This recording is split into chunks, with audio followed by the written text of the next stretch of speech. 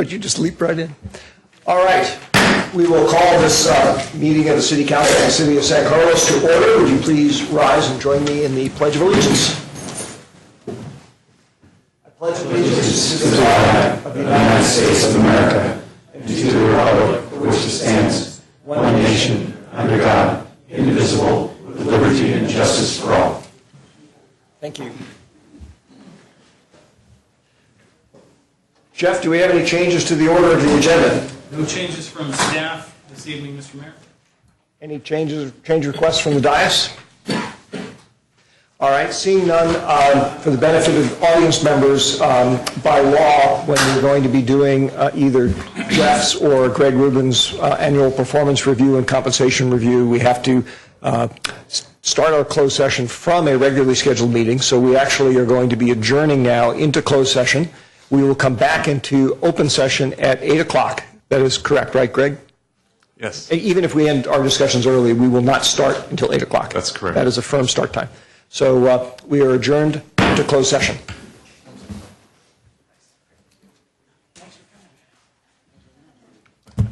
Great job.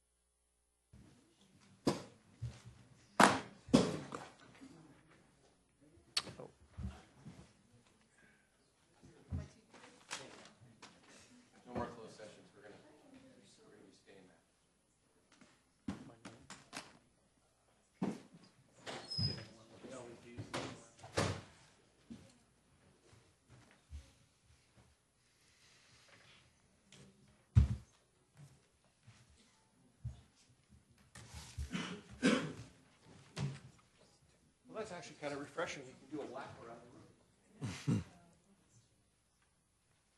without running into anything. All right, we will reconvene from closed session. Greg, report from closed session, please. Thank you. That brings us to item 6, council communications and announcements. Matt. I don't have anything. Thank you. All right. Bob?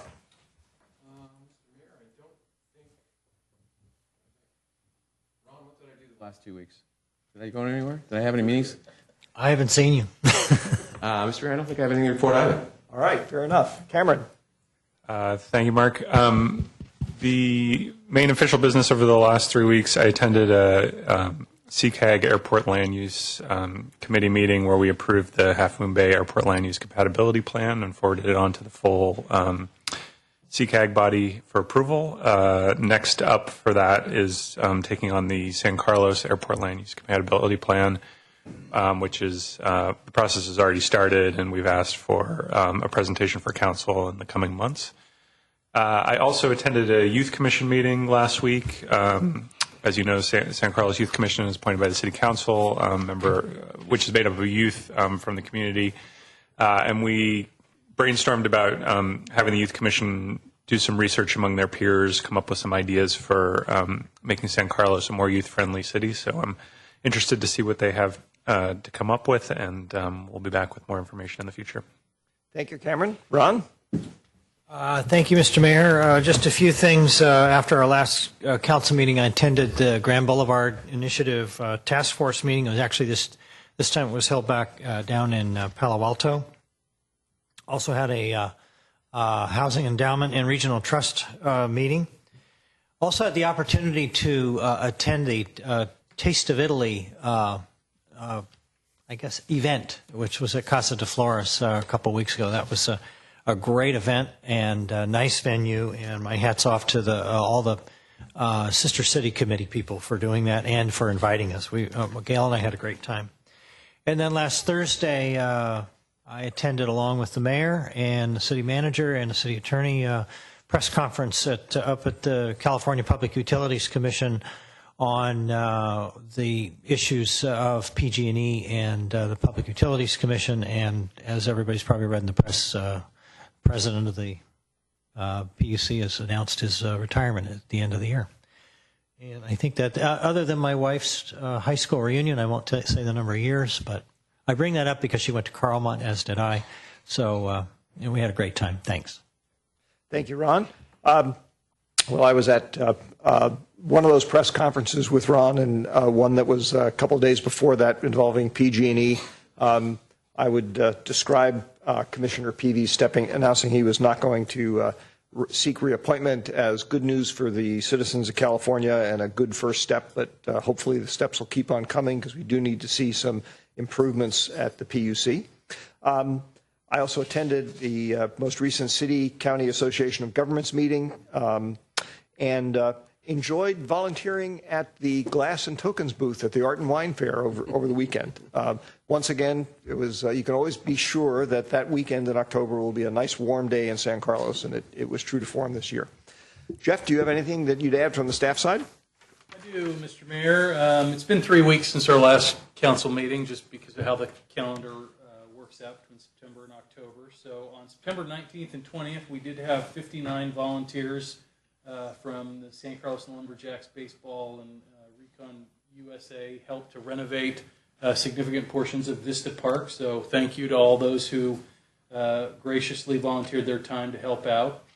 In terms of water conservation, this is something where the council in the past has set a 20% reduction level for city, meaning city organization water usage. And the staff has worked diligently, and I can report that we have, in fact, achieved a 20% reduction in large measure because of the work done by our parks contractors and our public works folks to make improvements to our irrigation systems throughout the city.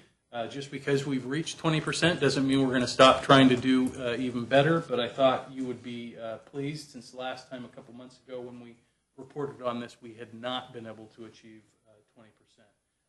The city's new electronic billboard on Highway 101 is up and running, and the city has had the opportunity to have several city advertisements run on it for Art and Wine, Shape San Carlos, which we're going to hear more about shortly, and encouraging people in San Carlos to help save water because of the significant drought that we're in here in California. The Crestview Park project is underway and starting to near completion. The Transit Village project has had its first public hearing in front of the Planning Commission and has another one scheduled for November the 3rd.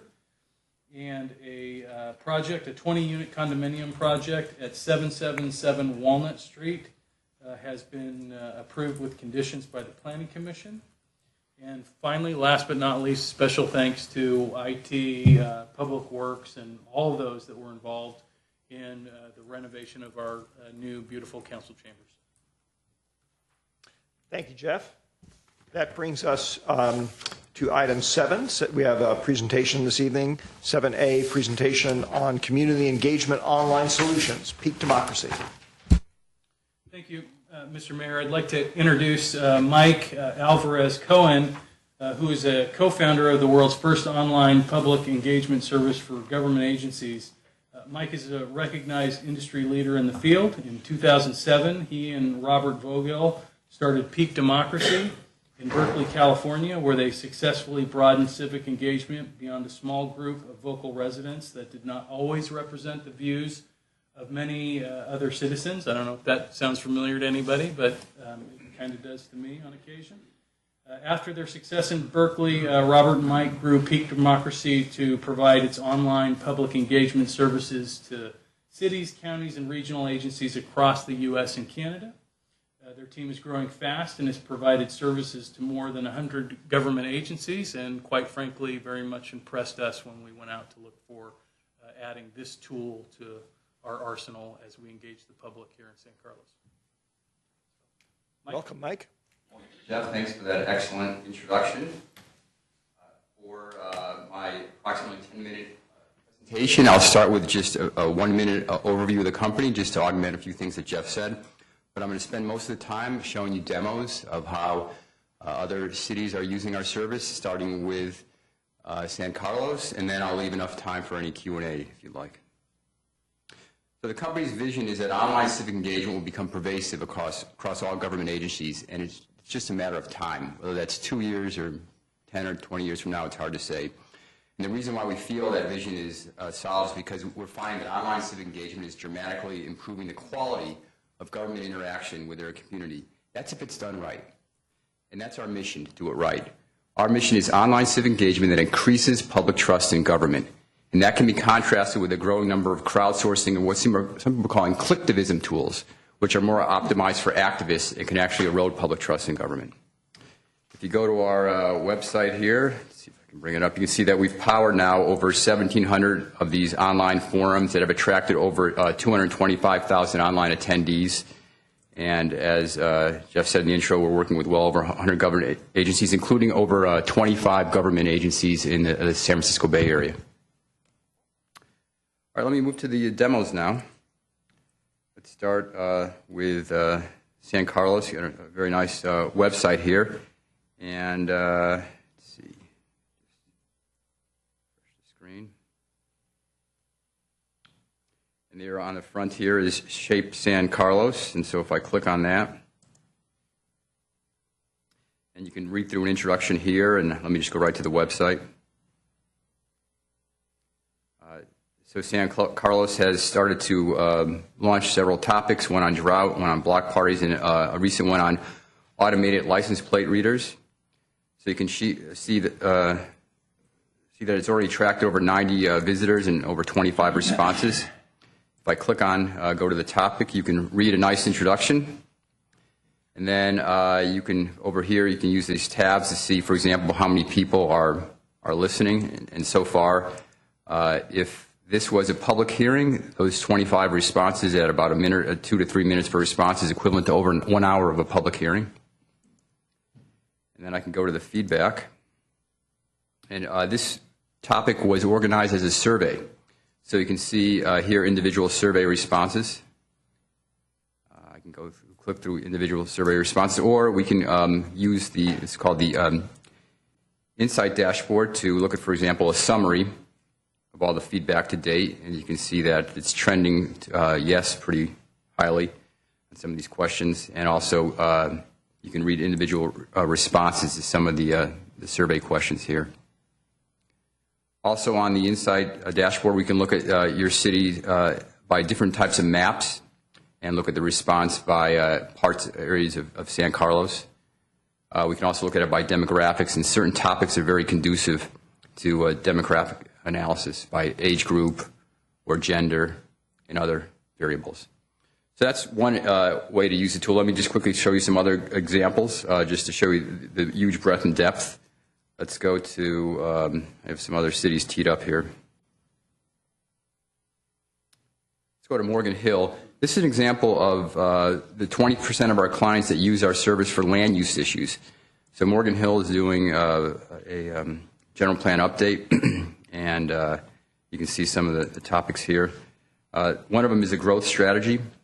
And if I go to that topic, you can see the introductions are a great way not only to get feedback, but to educate the community on these topics.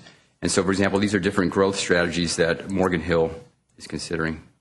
And then if I go to post my suggestion, in addition to writing something, right here, I can write something, or posting a photo or a video. I can also go to this map, and this is called a place types map. So now we can look at Morgan Hill and say, for example, you can put whatever categories you want up here, but say I wanted residential infill. I think that should be over here and over here.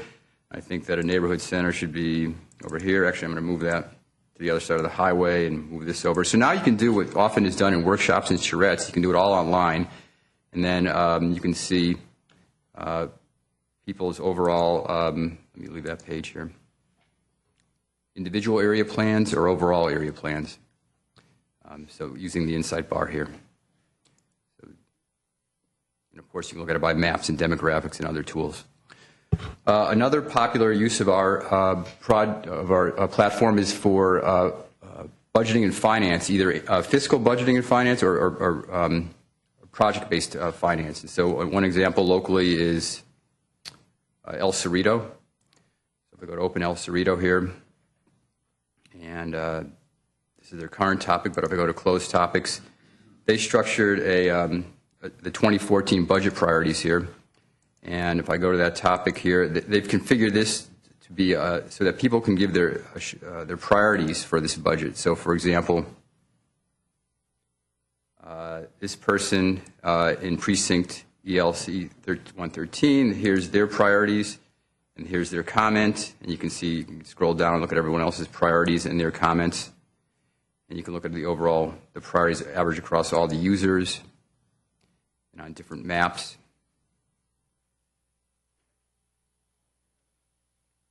This is El Cerrito by certain neighborhoods here, precincts, and so forth. And then finally, let me show you one last example. By the way, Fremont's doing a topic on cameras as well for their police department. They've so far attracted quite a few, over 300 people responding to that survey. But I thought I'd just end by going down the street to Menlo Park. Here's their website. They have something called Speak Up Menlo Park. And they're doing this, there's some of their topics. One of them is on a housing element here.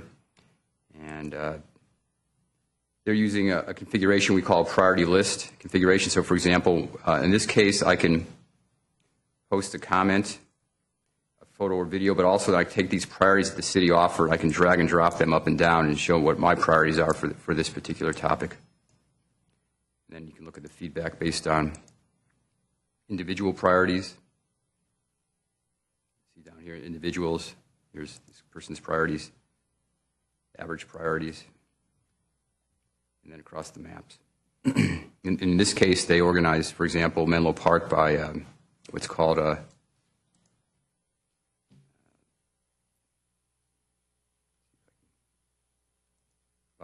next door neighborhood. So just another way you can slice and dice your city if you want. So let me pause right there and see if there's any question or comments about the service. Thank you, Mike. Questions? Ron? Thank you. Very interesting presentation, although my eyes glazed over because you some of those things went very I was very moving quickly. fast to give you an overview. But no, Yeah, I understand, and I've been playing with it myself. I guess the first question I would have is, what community has? It's really sort of a two-part question, and the first part would be, what communities have been using this the longest, and can you think of any particular success stories that have come out of the usage of this Peak Democracy program? Well, some of our oldest communities include Palo Alto. Started using it. Jim Keen was one of our first customers, and we actually prototyped the service in Palo Alto and Berkeley. And another one of our longtime customers is Salt Lake City. They've been using this service for over 5 years across all of their city departments. Here you can see it up on the screen now. They call it Open City Hall. And they've won numerous awards for government outreach and transparency. And I can show you, here's some of their hot topics right now, including some pet topics and utility boxes, golfing, and so forth. And you can see all the topics here, and if I go to the closed topics. Actually, and so that actually brings up some examples of success. So, so here, I can just go through a list. You can see the numerous topics, well over 100 topics across, again, all of their departments. One way to point out success, at least early success, is if I go back to San Carlos, and you can see I'm logged in here, and since I'm a special user, I can this admin mode button appears, and I can turn on your admin mode right here, and then I can go to reports, and we can see, for example, cumulative visitors, daily visitors, but we also can see satisfaction survey results from the residents of San Carlos. And so you can see what some of the people are saying. First of all, there's all these yeses. It's easy to use. This person says, I'm 40-something with kids. It's not realistic for me to go to City Hall to attend meetings. Hooray for the 21st century civic engagement. So you can see people generally like the service, and it's just a great way to augment and diversify the people who can give you feedback on topics across the city government. Bob? So is there an instruction manual that comes with this? Are you implying that it's complex? Well, for some of us, it's complex. I guess a better question would be, is this more of a staff, Mr. Malpe, situation that you're going to be reading all these lines, or that all of us are going to read the 400 responses to the dog park? You know, one of the things that we really liked about the Peak Democracy system was that it came with a lot of behind-the-scenes support from Peak Democracy, as well as a lot of nice summary reporting tools, so that we could provide the council, as part of our staff reports on relevant items, the feedback from the system, so that you're not having to go in and track it as council members. We're doing that as staff members. As a council, if there's anything ever that the five of you feel we need to have up there, you just let us know and we'll put something up there. In the meantime, we'll be using the systems for topics that we feel are appropriate, and there are plenty of topics coming up, and I think we can all imagine a few in just the recent past where it would have been very nice to have had this system in place to be able to hear from the public. Don't get me wrong. I mean, there's a lot of information that if I had the time to look at some of this, I'd be happy to do it. Right. When I said about instructions, you were going, as Mr. Collins indicated, it's your system. You're flying through this. How would I know as I get on here that it would do all the things that you say it can do? I was presenting it mostly from the staff perspective to show you the power. I get the power. Right, yeah, but I wasn't showing it from a user perspective. My purpose was to give you a quick survey. I get that, but the question is, as a user, now here I am, Right. I tried it on. Okay? Wow, that's nice. So is there some sort of direct, how do I know what it does? How can I know? Well, it's or it's basically, like I said, you were showing it from the staff perspective, a user wouldn't necessarily be doing all the things that you flew through doing. That's correct. Okay. So All right. I basically, misunderstood then. we Okay. would set it up, Got it. whether it's Okay. an item as a survey or it's going to have a map or Okay. that kind of thing. So But it should be pretty intuitive for It's the user. intuitive for the user, is I guess my question. That's the only question I had. Thank you. Right. I was also going to show you, this is an example in Eau Claire, Wisconsin. You can see that every topic has these components on the tab, and one of them is the outcome statement. And that's a way for just you to get a summary of the results. And in this case, in Eau Claire, they did an outcome of their budget analysis, and we're told the city manager got a standing ovation because they never saw that kind of insight into their budget. And I can bring that up for you if you'd like. Cameron. Thanks, Mike. So Mark and I got a sort of longer presentation on this a few weeks back, and I'm very excited about this tool. I thought one thing that you could talk about was the functionality that allows you to close the loop with the individual, with citizens who put in a comment, ask a question, et cetera, because I think that's a really important part of it. Right.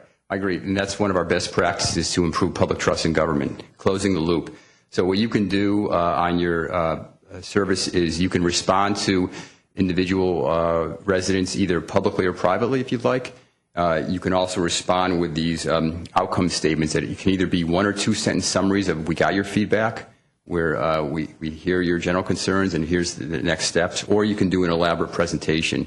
But in all those cases, you're basically giving some level of feedback that people have been heard, and that has been somehow synthesized into the decision process. So if you take the example of the license plate cameras, you said there were 90 plus responses. We're taking action on that tonight. So for a person who put in a comment or answered the survey, can you give us an example of what we would do and how would it reach that individual?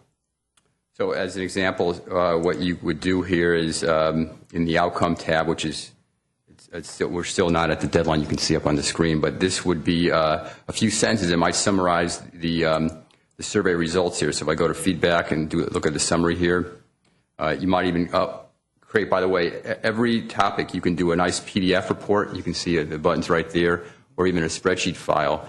And those are nicely formatted summaries of the topic. In fact, some local governments, what they'll do is when the topic closes, they'll create a PDF report and they'll distribute it to the council and to staff. So it's a nice summary for you to see the results. And that can be also printed for the public record. Sure. But so staff could go in there and say, tonight, thank you for your response. The city council voted X, and the outcome was we decided to do Y.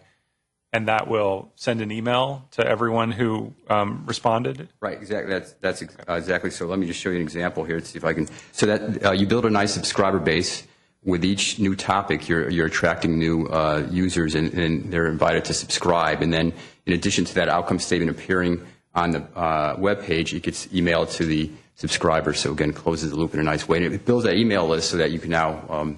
Yeah, I think that's a great piece of functionality, and I think it's good because it allows staff to, in a very efficient way, summarize what happened once, and it goes out to everyone who participated in the process. So I'm excited to see that, because I think one of the things about message boards sometimes is, or just in general contacting elected officials, you have a feeling that you you put something out there and you never hear a response. And here, part of the thing is that the staff will get back to everybody. Right. You can even structure a topic like a blog where someone on staff is actually monitoring it and responding as if it was a blog. That's one way to configure a topic. Here's, by the way, the simplest outcome statement. This is, thank you for your comments. It will be included in the transmittal package, and the final decision will be made. So that's the bare minimum, but at least it closed the loop in some way. Right. Other questions? I had actually a couple of comments and questions. First one for staff. So Jeff, given the fact that we will be talking later this evening about the automated license plate cameras, will staff be presenting some summary of what showed up on Peak Democracy? Yes, we will. Good, because I have to admit, as I was listening to Mike's presentation, I flipped over to the website because I thought I would read some of the comments myself, and every time I went there, it crashed. So I don't know if that's a client problem here, but something we ought to look into. I'm looking at the website live here. It's not crashing. So That's what I was doing yeah, too, and yeah. it was crashing on mine. I also think this, I don't know if we've talked about this before, but this is something that, to Bob's point earlier, might make a lot of sense to do some kind of brief training video or explanatory video that could be made available on the website for people to look at about how this works, how we're using it, how one could use it as a citizen to be more engaged. Something to put in your list of things to get videos done on. Thank you, Mike. Thank you. Appreciate that. All right. That brings us to item 8, public comment. This is for people who wish to address the council on items that are not on the agenda. If you wish to address the council on items that are on the agenda, the time will be made available at each item for that. Crystal, I don't actually have any cards, so I guess we don't have any. So we will pass on through item 8 to item 9, which is approval of the consent calendar. That is, these are items that the council normally approves en masse without discussion, although staff members, council members, or members of the public could ask to have an item removed and considered separately. I am actually going to ask that we remove and consider separately item 9H. Are there any other items that my colleagues would like to have removed? Mr. Mayor, I'd like 9K removed. 9K as well. All right. If there are no other requests for removal, then I will entertain a motion on the remaining items. Mr. Mayor, I make a motion to approve consent calendar items 9A through G, 9I, and 9J. Is there a second? I second. There's a motion and a second. Crystal, would you call the roll, please?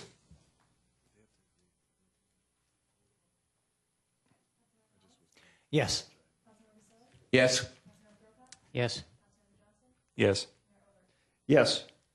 Crystal, is your mic on? Yeah, I didn't think Jeff's or yours was on, even though the red light's on. It's not hitting. Now it hits. Now it works. Okay. Can you hear me? Yeah, now. Testing, 1, 2. But the previous time that you spoke, and the previous, it didn't fly through.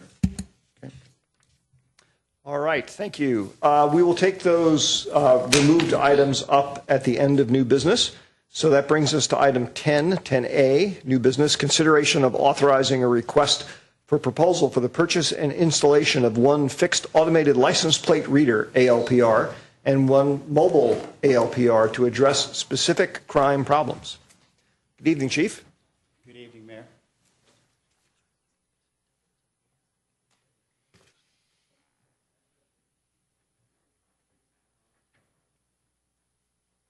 Good evening, Mayor Olbert, members of the City Council, Greg Rothus, Police Chief. I know you have my staff report in front of you that outlines a request on the part of the Police Department to authorize a request for proposal for 2 license plate readers for the City of San Carlos. I'm going to make a presentation that kind of augments that staff report. And helping me and assisting me with that presentation tonight will be Captain Mike Senna with the Sheriff's Office. Captain Mike is here today. Captain Mike Senna serves as the Executive Director of the Northern California Regional Intelligence Center, or NCRIC. That's an acronym you'll hear a couple times tonight. And it is one of many fusion centers across the country. And essentially what it does is law enforcement pours information into the fusion center. That information is collated, analyzed, and brought back out to law enforcement. It could be related to Homeland Security. It could be related to a series of car thefts or a series of burglaries. But that's one of Mike's role, and he's going to, and one of their responsibilities is to oversee the license plate reader program. So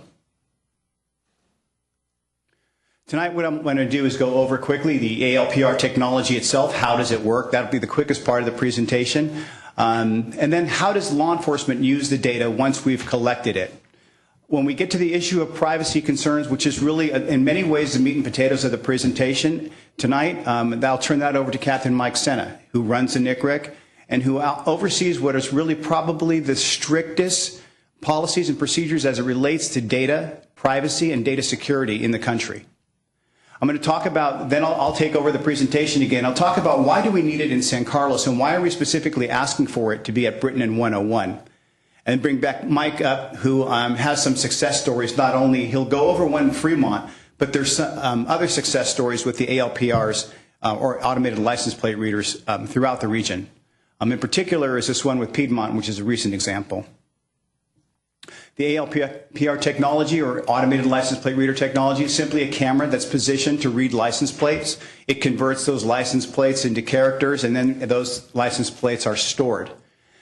Once we're doing that, we're able to compare these license plates inside that system against hot lists. It could be stolen vehicle lists, and it could be Amber Alerts, or any other type of a list where we're looking for wanted vehicles, vehicles under investigation, that sort of thing. We're able to take those, once we get those alerts, we're able to alert those law enforcement, and law enforcement is then positioned at times to respond in an investigative manner or in a patrol response to go out and possibly detain that vehicle. At the NCRIC, data is stored for 1 year. Captain Senna will talk about data storage at length, and the data storage across the United States runs from not storing it at all to storing it forever, depending upon where you are in the country, where we recommend data storage of 1 year. In terms of how do we use this technology, this new technology with license plate readers, again, we have these plates in the system where we can use it to locate wanted persons. If we have a person who we know is responsible for a series of robberies, we'll put that person's vehicle plate into the system. When that plate crosses any one of the license plate readers, it sends an alert. There's your wanted person. He was just located at the camera at Britton and 101. So we know the vehicle, we know who we're looking for. We can also do that, we can do that with victims and witnesses, missing persons, in particular with respect to Amber Alerts. At times, there's vehicles maybe wanted in investigations, and we can use that. We can plug those plates in, and we can find out and track where these vehicles are. We can also use these for, they're also used for protection at events and protection of infrastructure. If we're having, for example, a dignitary at an event, there may be a particular person of concern whom we feel is a threat to the dignitary.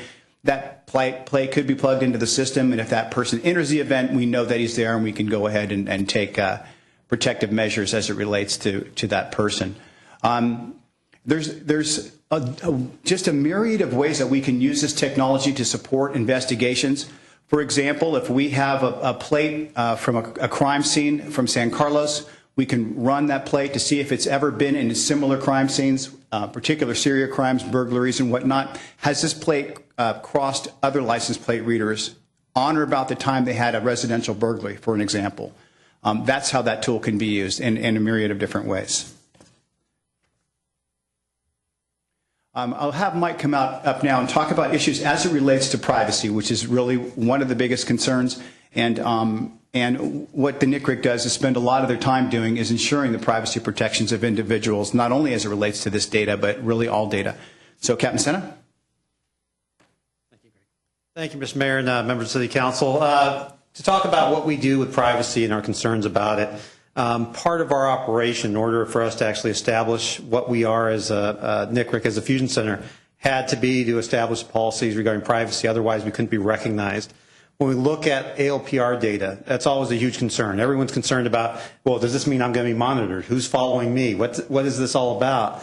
And for us, that's why one of the first things we made was a policy saying that you cannot monitor individuals based on anything other than criminal activity, the protection of events, and that if anyone's engaged in First Amendment protected activities, the system cannot be used for that purpose. So as far as the access to the systems, we log every user in, give them their permission to get in the system. It's dual factor authenticated, So that way, even if you couldn't give your password up to somebody and someone accessed the system without an ever-changing personal identification number that only that user has. So that way, we can log what they're doing. The other thing is, we require that they put in a case number. We also require that their lawful purpose, the things that Chief Rothfuss just mentioned, those criminal investigative leads that they're doing, whatever they're working on, there has to be a lawful purpose for that use. As far as auditing the system, we do that on a regular basis. Every month we run a report on who is, what agencies are accessing the system. What cases are they requesting the information for? Are they meeting the criteria for those investigative requirements? And part of that is also to make sure that now we have the ability to track what users are doing as far as the law enforcement side. And this is only for law enforcement investigative needs. No private sector, no public. This information is not public information. It's only for those folks that are trying to solve cases. Our policy of 12 months was derived from the file mechanisms that we use for the Attorney General file guidelines from California, which basically, after a lot of work, determined that, in order for an investigator to have sufficient amount of time to solve their cases, they need at least 12 months. And that way, we give folks 12 months to look at their investigations, whether burglaries are connected, whether armed robberies are connected. Without that type of guidance and rules, people would want to keep things forever. One, it clogs up the system with too much data. Vehicles are transitory. People change ownership all the time. We want to make sure that we have fresh information that's good for cops on the street today. So on that, I'll pass it back over to Captain Rothfuss. As it relates to the retention policy of the 12 months, as Captain Sena pointed out, when we talk about the system and what its value is, there's really no value to law enforcement. The technology doesn't have any value to us. The camera, the software, and the hardware isn't what's valuable for us. What's valuable for us is the data. And so purging it before it has an adequate time to give us value is spending money and really not getting full use of the system when you purge data early. And so 12 months we feel is fair. Longer than that, it's really not needed that much longer than that, although some agencies will keep it longer than that. So why in San Carlos and where in San Carlos? Here's a map of the Britton Avenue and 101 interchange, and you can see there's REI, there's Best Buy, there's Home Depot, and we know a lot of other stores around that, in and around that area with respect to, there's Home Goods, there's Chipotle, and there's a lot of businesses, and it's very vibrant, and it's getting busier. We've seen our sales taxes come in, and we can tell that this is a very busy, vibrant part of the community. One of the unique aspects to that is we've had a series of crimes, which I'll show you shortly, in that area, and they're picking up. We're talking about robbery, burglary, and thefts from vehicles. And they're picking up in that area, and it keeps us very busy down there. I think it doesn't take a criminologist to know that if you're going to commit a crime in that area, how are you going to get out of there? And that off-ramp or that on-ramp into southbound 101 is a good, quick way to commit a crime and get out of town very quickly. So putting a camera there, in my opinion, it's not 100% sure that the suspects who commit a crime there are going to go buy that camera, but I think it's a pretty good odds that they will. And so we've thought that that'd be a good location for one camera. In terms of robberies, you can see those here in San Carlos. This is a 2-year trend on robberies. You see there's a couple at Best Buy, one was involving a handgun. A couple of victims in those robberies, one I believe at Home Depot, one at Best Buy, were injured during the commissions of those robberies. These are burglaries in that area where you see the kind of suitcase-looking thing. There's multiple cases in there, and you can see one says 7, 5, and 2. There's that many burglaries in that particular area over a 2-year period in our industrial area. And here what we have is the thefts from vehicles. And again, a lot of the bunched up cases you can see, for example, 24-Hour Fitness, where we're having 22 reported, Best Buy 10, REI 27 at REI. You really feel the suspects at the REI thefts are most likely going to be jumping on the freeway to get out of there right there. We're also obviously requesting the use, another camera, of the mobile license plate readers that we can place in a patrol car. And that patrol car can then be used on patrol. The license plate reader can be turned on. We could use that right after a crime scene. We can roll through a crime scene to start recording license plates to see if any of them may have been involved. During patrol, when that license plate reader is on, if it's doing patrol in the White Oaks area, we end up having a burglary on Park Avenue. If that car went by Park Avenue or anywhere around Park Avenue that day, we may be able to see what plates were in and around Park Avenue when that burglary occurred, and that might be a pointer system for us. So that's the other request, in addition to the fixed camera. There have been some success stories and good success stories with respect to the ALPRs. And Captain Senna now will come up and talk about a recent case in the city of Piedmont who put a pretty extensive system around their community. Thank you, Chief. Now, the deployment on Piedmont was a little bit atypical for what we've seen. They put 37 cameras up around the entire city. We don't see that too often, but one of the interesting things was looking at the effects after about 8 months of that use. And when you look at the 88% decrease in robberies, the 59% decrease in burglaries, and 28% decrease in reportable crimes, they also had 35% reduction in crime overall in the entire city. Now, it's not just the technology, because part of it is the use of the technology by the people. Officers being responsive. If you put a fixed reader out on location and you don't have officers out there to contact individuals, then you will not get that stolen car, and we've seen that in the past. So it has to be that dedication from your dispatchers, from officers on the street to respond to those vehicles.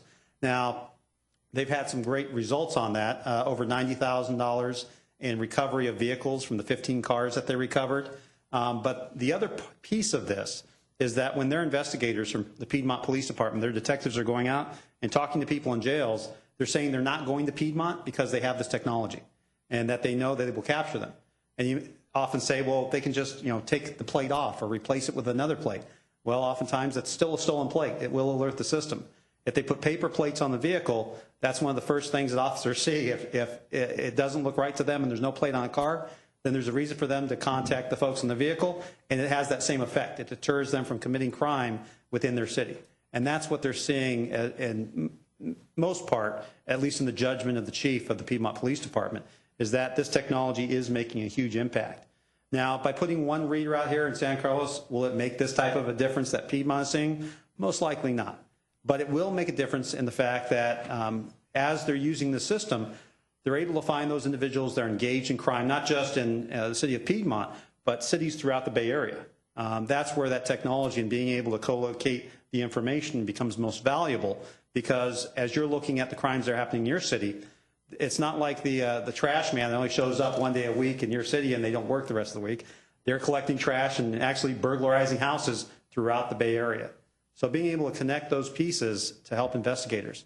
And one of the amazing things for them was that, of the 6 investigative leads that they had based on this, 3 of them were armed robberies that they were able to solve, because at least now they had a point to look at. In one case, it was a partial plate. That's the other strength of the system, is that it gives you the ability to search for partial plates and be able to find the matching vehicle. And they did that within 30 minutes in one case to find the armed robber that had come in 5 minutes before the armed robbery and left the city 5 minutes after the armed robbery. It was one of those clues that investigators need. But without the technology, it would be unsolved. And that robber would still be out there, basically pointing a gun in people's faces today. So that's kind of the success that they've had. As I said, atypical as far as their deployment of the system, but it does show the value of the technology in identifying those folks that are engaged in criminal activity. Thank you.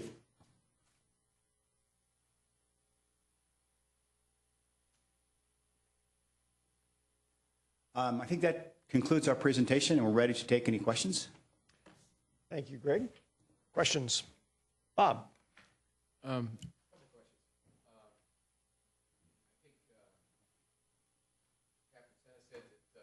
put 35 or 37. 37, sir. They must have got a deal on it. Did they spend $1 million too? I did the quick math. A little over $600,000. So they got a deal, but they still spent $600,000. Okay. $600,000. Well, they're Yes, sir. certainly safe. Chief, if you could explain to me, and again, I sort of understand. Let's assume that someone goes into Best Buy and steals something and they take off, okay? But no one sees the car and no one sees the license plate. How does this reader help you? In many ways, a few ways. First of all, for example, if that were to happen and we were to know that there was a theft from REI during a 12-hour time frame, Okay. it becomes a needle in a haystack. Right. It's not that great. Unless, of course, there are other REIs who have been experiencing robberies or burglaries out of their store, and they've got a partial plate description of one AXQ, and that's all they know. We're able to then see if one AXQ ran through that license plate Right. reader during that 12-hour period. But it's, I'm sorry. Go ahead. And then the second would be in a more compressed time frame. The guy just left. I just saw him. He just stole, he just stole a bunch of stuff and he got in his car. Sure. Well, then maybe we'll have, I don't know, maybe like 30 cars cross that reader at that time, and we can look through 30 cars. But we're not going to look through 1,200 cars. But let's say you look through 30 cars, and that's obviously the benefit to this if it's shorter time, but they still didn't get a plate. There's 30 cars. How do you, if none of those plates are in your system, do you check it to DMV? But then you've got 30 names. Could be Joe Smith, Mary Jones. How do you know those are good or bad? Or is there a database that you can say, oh, Jim Smith, he, has some other issues or something, and you can track it back? Or Captain? Yeah, I'm sorry. as far as the analyst, and that's kind of the work that we do in the center, looking at those criminal activities, it would be looking at the short time frame, what are the vehicles that are there, and then if it's a small group of folks, screening them through the lowest level denominator of systems to find out are they engaged or have they ever been engaged in this type of criminal activity. So you have a database then, is my point, is if you get a 30-minute time frame, you got 30 cars, you've got ABC 123, that's the license plate. You can put that through your system. Oh, you don't have that, but you can get the name of the person, James Smith or something. Absolutely. And then you can run that name through another database? Absolutely. And it's a series of databases that they have to look through with the right restrictions and permissions. Right, but we understand. do have that access. Because that's the thing that was throwing me off. Right, I mean, yeah. if you get the plate, I get it. I can understand that. You can run that, and you've got the thing all set. But if you don't have the plate, then and hopefully, like you said, the key is to have it in a, as you said, Captain Roth, it's in a short period of time, not a 12 hours to be like forever, needle in haystacks. Absolutely. And some of those folks may not be engaged in or associated with criminal activity. Of course. But they could be witnesses. So I understand. Okay, thank And you. you can see the crime type, the theft of a $20 item for REI Sure. is going to get X amount of analyst work. A homicide I in the understand. Marine West parking lot is going to Sure. get Y Of amount. course, So of course. It looks like from the 27 at REI that somebody should just stand there and watch the cars because they keep breaking in at 27. What was that, 27 over a quarter or over a 3 months? 27 reported Over a a 2-year period, 2-year period, just yeah. in the REI So parking basically lot. one a month, they're at least grabbing them. Okay. Those are the questions. Thank you. Other questions? Matt? Yeah, to follow Mr. Russilli's scenario, now you get some plates and some of them are stolen or the vehicle is stolen. Now you're trying to attach a vehicle to a guy who doesn't even own it. Right. Explain that. Well, there's a couple things that can happen. First of all, if we do get a stolen vehicle coming out during that time frame, we're going to see that there's a good possibility that that vehicle is associated with that crime. Another thing that the analysts are going to do is to see if that vehicle has ever crossed another license plate reader during a particular time frame, and where has that happened. Obviously, we can be putting BLLs or be on the lookouts for that vehicle in other locations. There's a lot of ways that we can follow up on leads on that. Actually, I can follow up on that also if you'd like. As far as if it's a known stolen vehicle, the moment it crosses the threshold and that picture is taken, it takes about 2 seconds for it to process through the hot lists that are in the background of the system. And that immediately goes out to the dispatch agency. And if there are officers in the field, it can go directly to them as well. So that way they have that alert immediately and can make contact with it. The other piece on that is if it is in a mobile reader, the person in the car, an alert goes off in the vehicle, the screen flashes red and says this is a potentially stolen vehicle, must be confirmed by you through your dispatch to make sure that it is the correct plate that it's read, because there is an error rate between zeros and O's that look the same in a license plate. So it always has to be confirmed, but they can get that in the car immediately, and then they have to call dispatch to confirm that's the right plate to take action. But to get to your question, I think what you're saying is the system is not going to be 100% perfect. A stolen vehicle will cross a license plate reader, and we may not get to it. But the idea is to have plans and practices in place so that we can get to the vast majority of them. We'll know which direction it was going, when it crossed. We can alert nearby agencies to look for that vehicle, and there's just a lot that we can do. We can't see in the vehicle normally. It's not designed to take pictures of people, but it'll give you a physical description of a vehicle that can be sent to officers so they can have a photograph of it. Just a follow-up question to my own then. If I am planning to go do a robbery at Best Buy and I go out that morning and steal a car to do it, you're not going to know anything. As soon as it's reported stolen, and they can immediately put it in the system. If it's not known to be stolen, no one reports it. It's like that tree that falls in the woods. We're not going to know it's stolen until someone says something. Okay, thank you. Thanks, sir. Ron? Thank you, Mr. Mayor. A couple of questions. Thank you for the information on the other cities, although I'm curious about Piedmont. Is Piedmont demographically like San Carlos? I mean, they're a rather small town, are they not? They're small. They're smaller than us.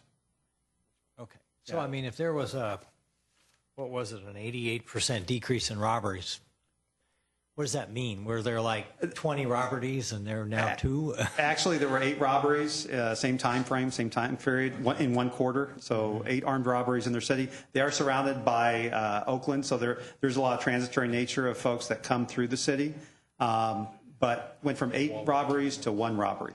It is a 1.65 square mile city with 10,000 population, so it's really a small microcosm of what you'd see in larger cities. Right. Okay. The other thing I was wondering about is, I wrote down bypass attempts. Is there ways that people can subvert this system? I mean, there's always hackers and people out there that are always figuring out ways to jam radar systems and get around security systems and computers and that sort of thing. Has this been around long enough to find out whether or not that type of thing is occurring, and how are you combating it? Absolutely. Well, the technology has been in use for about 12 years. It's actually over 20 years that the technology has been out there, but over 12 years it's been actually pushed out more and more through law enforcement. As far as hacking the system, with the right protections that we have a whole cyber team that we've developed to protect our networks and our systems. We haven't seen people that have had the ability to hack in. Of course, there's nothing 100% secure, but we try to make it the most secure system that we can. As far as the system itself, it's optical character recognition. It has 2 lenses, one that takes a normal vision picture of the system and one that takes an infrared picture. So at nighttime with no visibility at all, it'll still capture the image itself. So you have those 2 images to look at. Now, there are folks that can try to alter their plates or things like that, but a keen officer, well, that's the first thing they'll notice is someone either covering their plate, trying to alter numbers, things like that. So those are the ways that it can be defeated. But it's the trained officer that then, rather than a sea of plates that look normal to them, see the anomaly. Is there a sign that says you are entering a city with an automatic license plate reader? There are none. The technology itself, the purpose of it is to find bad guys. Mm-hmm. So we don't advertise to, normally we do not advertise to the bad guys, we're looking for you. Although the word has got out about Piedmont system, obviously. Right. And every crook out there knows not to go there with a stolen car, but we still have some that do because they're not that bright. Well, I was just thinking of the analogy of, I think there was a report one time that said that even if you don't have a home alarm system, if you just stick the sign out in front, people are less likely to burglarize a home. That's why I brought up the question about sticking a sign out there. Oh, absolutely. That you're entering an ALPR zone city or something like that. Yeah. The other question I have, I don't know if you answered it with Matt. I was busy looking at other things and trying to figure out my questions. The real-time feedback. If a car's, you said something about a car being stolen. And all of a sudden the license plate reader picks it up in a different city. Mm-hmm. That gets instantly transmitted to the police in that city or patrol cars in that city. Is that how it works, or does it go to all patrol cars? Right now the system is set up. We have some agencies where it goes to their dispatch centers. There are some agencies that are smaller that aren't part of our larger program, but they may pass an ALPR. There may be an ALPR driving through their city. When the alert comes to us, we notify the agency from our center. Although our preferred preference is it goes directly to that agency if they are willing to take that data immediately. But there are false positives, so someone has to review the data itself. But our goal is to make sure it's real time. When the vehicle is stolen, as soon as a person takes the report, it can be entered into the system directly through us. So that way any reader it hits at that moment, it will alarm on. And we actually had my deputy director's daughter, vehicle was stolen. And she called up and said, Dad, can you help? He goes, no, you got to go get a police report because you've got to have a local agency that's working on this. Police report, officer went in, took the report, submitted the request, and the vehicle was returned in 30 minutes from that point of the officer taking the report. I just had a couple more, and I think, so if I know that this is going on and I'm intending on committing a crime somewhere, it seems to me that putting one at Britain and Industrial or the Britain Avenue off-ramp isn't going to be enough. You're going to want to put one at Holly, you're going to want to put one at Whipple.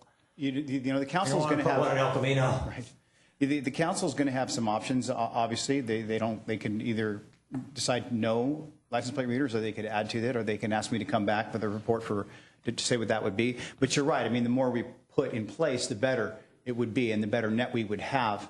But what this offers is our opportunity, in a sense, for a community to kind of put our toe in the water with this technology, to see if it's working for us, to get a chance of a comfort level with the council that this is working for us, that the data is being stored for a year and dumped after a year, and that it's being managed properly. And the other aspect of this is that the nature of that location is such that I believe that that the probability is high that a criminal, somebody who commits a crime in that general area, is likely to take that on-ramp and may even come in through that way. And so that's kind of what makes it a good investment at that particular location. But yes, I mean, if we wanted to net the Industrial, we would want to put one on south side of Industrial, north side of Industrial, and maybe Britain and Howard, and that's pretty much all the ways in and out of there. And we could have that place geofenced in the industrial area. Okay.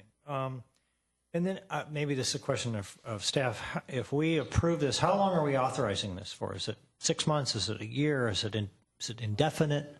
Can we, pardon me? You're buying the thing. You're buying it. That's correct. Right now, this is just policy direction in general. How do you feel about it? We're going to issue an RFP that it would result in a contract that we'd bring back where you'd actually make the purchase. But if you're not interested conceptually in a license plate reader or license plate readers in town, then we won't bother with the RFP. Right. Last question, is Oakland using this? They are. In fact, they just expanded their network. I think they're going up to 23 cars in the city. All right, thank you. Cameron. Thanks, Greg. Why are we buying this as opposed to the county? And is this, how does the sheriff's office have this equipment, particularly the mobile reader? You know, we don't own the squad cars, for instance. Can you talk a little bit about that? Yeah, in terms of the contract cities, Portola Valley is looking at this as well. Other communities may look at this as well. The sheriff's office in the county is not in a position to finance each and every jurisdiction's or every street's license plate readers. It's a policy decision for the council. It's a value decision for the council. It's a trade-off decision for the council. And it's our opinion, it's most appropriate that the city make that decision and make that outlay. Okay. But the county, is the county sheriff's office making the recommendation that this would be a good tool for the city? Okay. And is the county sheriff's office doing that in other communities where they serve? Yes. Okay. But specific with this type of equipment, this specific tool, you're asking each individual community to purchase it itself and then essentially make it available to the county sheriff's office to... We haven't got this far with Portola Valley yet. We're only conceptually with them, but I believe that that's going to be, you know, the take on that they would go ahead and make that purchase themselves. Okay. Are there other similar pieces of law enforcement equipment that the city is buying and then making available to the sheriff's office? The only thing I can recall in the past is when we had red light cameras when the sheriff's office took over. Okay. Those were the city's cameras. The city purchased those. They continued to maintain those until we were done with them. Okay. But that's the only piece of equipment. You know, the sheriff's office has bought, clearly has a lot of equipment, made a lot of investments, you know, here in San Carlos. But in this particular piece of technology, we believe that it's really the city's investment, the city's decision, and decide to invest in law enforcement. Very much like if we asked if and we have done this, would you like another motor deputy? And the city said, yes, we would like another motor deputy, and we will fund it. And so, would you like these cameras, ALPRs? And if the answer is yes, then the city funds it.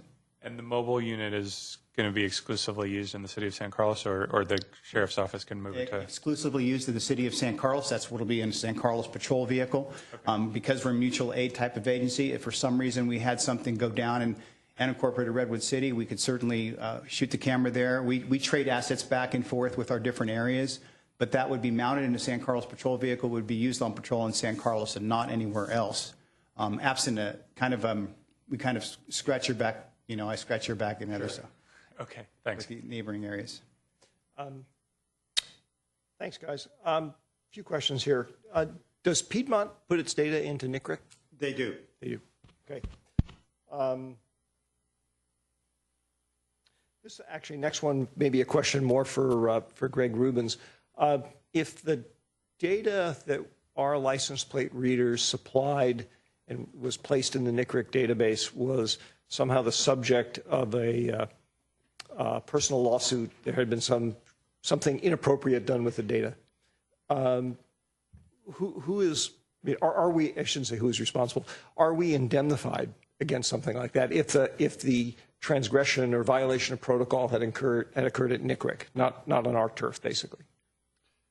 I would say that the contract that would be prepared as a result of this would have a provision like that in it. I would definitely be interested in reviewing that and making sure that it's included in any contract we have. Okay. And actually, all of our MOUs include the indemnification clause for agencies and the use of data. Okay. Why a retention policy of 1 year? I mean, and just to put a little context on that, I mean, I know for a fact that investigations start a lot faster than 1 year, and I presume that basically an active investigation, you would retain the data however long you needed to pursue the investigation. So why a year shot clock? The reason 12 months was based on more complex organized crime activities or serial criminal events that may take a long span of time to actually figure out that something's occurred. If you're looking at, child molestation or something like that, and we have had those cases where we're looking at individuals that have, been victimized, it takes them some time to come forward. Having that length of time to figure out, one, was that vehicle near the potential, crime scene? That's why we look at a 12-month period to pull together not just what's happening in your community, but what's happening throughout the region for that type of criminal behavior. So it gives them that 12-month time frame to figure those things out. I understand that, although referring back to the chief's presentation, I mean, and I know, unfortunately, we have all sorts of different crimes that occur in San Carlos, but the data you were showing us actually were not those kind of crimes. They were not organized crime type things. They were not the kind of things that take a long time to mature before somebody reports them. So I guess I question, in our particular case, if the primary purpose of doing this is to cut down on burglaries and robberies, what would be a more realistic shot clock? Obviously shorter than a year. I was actually going to say that one of the bigger values to the system is being able to solve that one homicide or that one rape investigation. And that's kind of the bigger strength of the system. Dealing with the burglaries and dealing with the armed robberies is critical too, but we're looking at those more serious crimes that are harder to investigate without that data. And that's why we went with the 12-month period. And that was based upon the research that the Attorney General's office did in developing their guidance on the retention of files and records to give folks those investigators on those harder crimes that time frame. And if there is identification that an individual or that larger homicide or whatever the investigation may be, once it's identified, we can actually store that data for 5 years separately.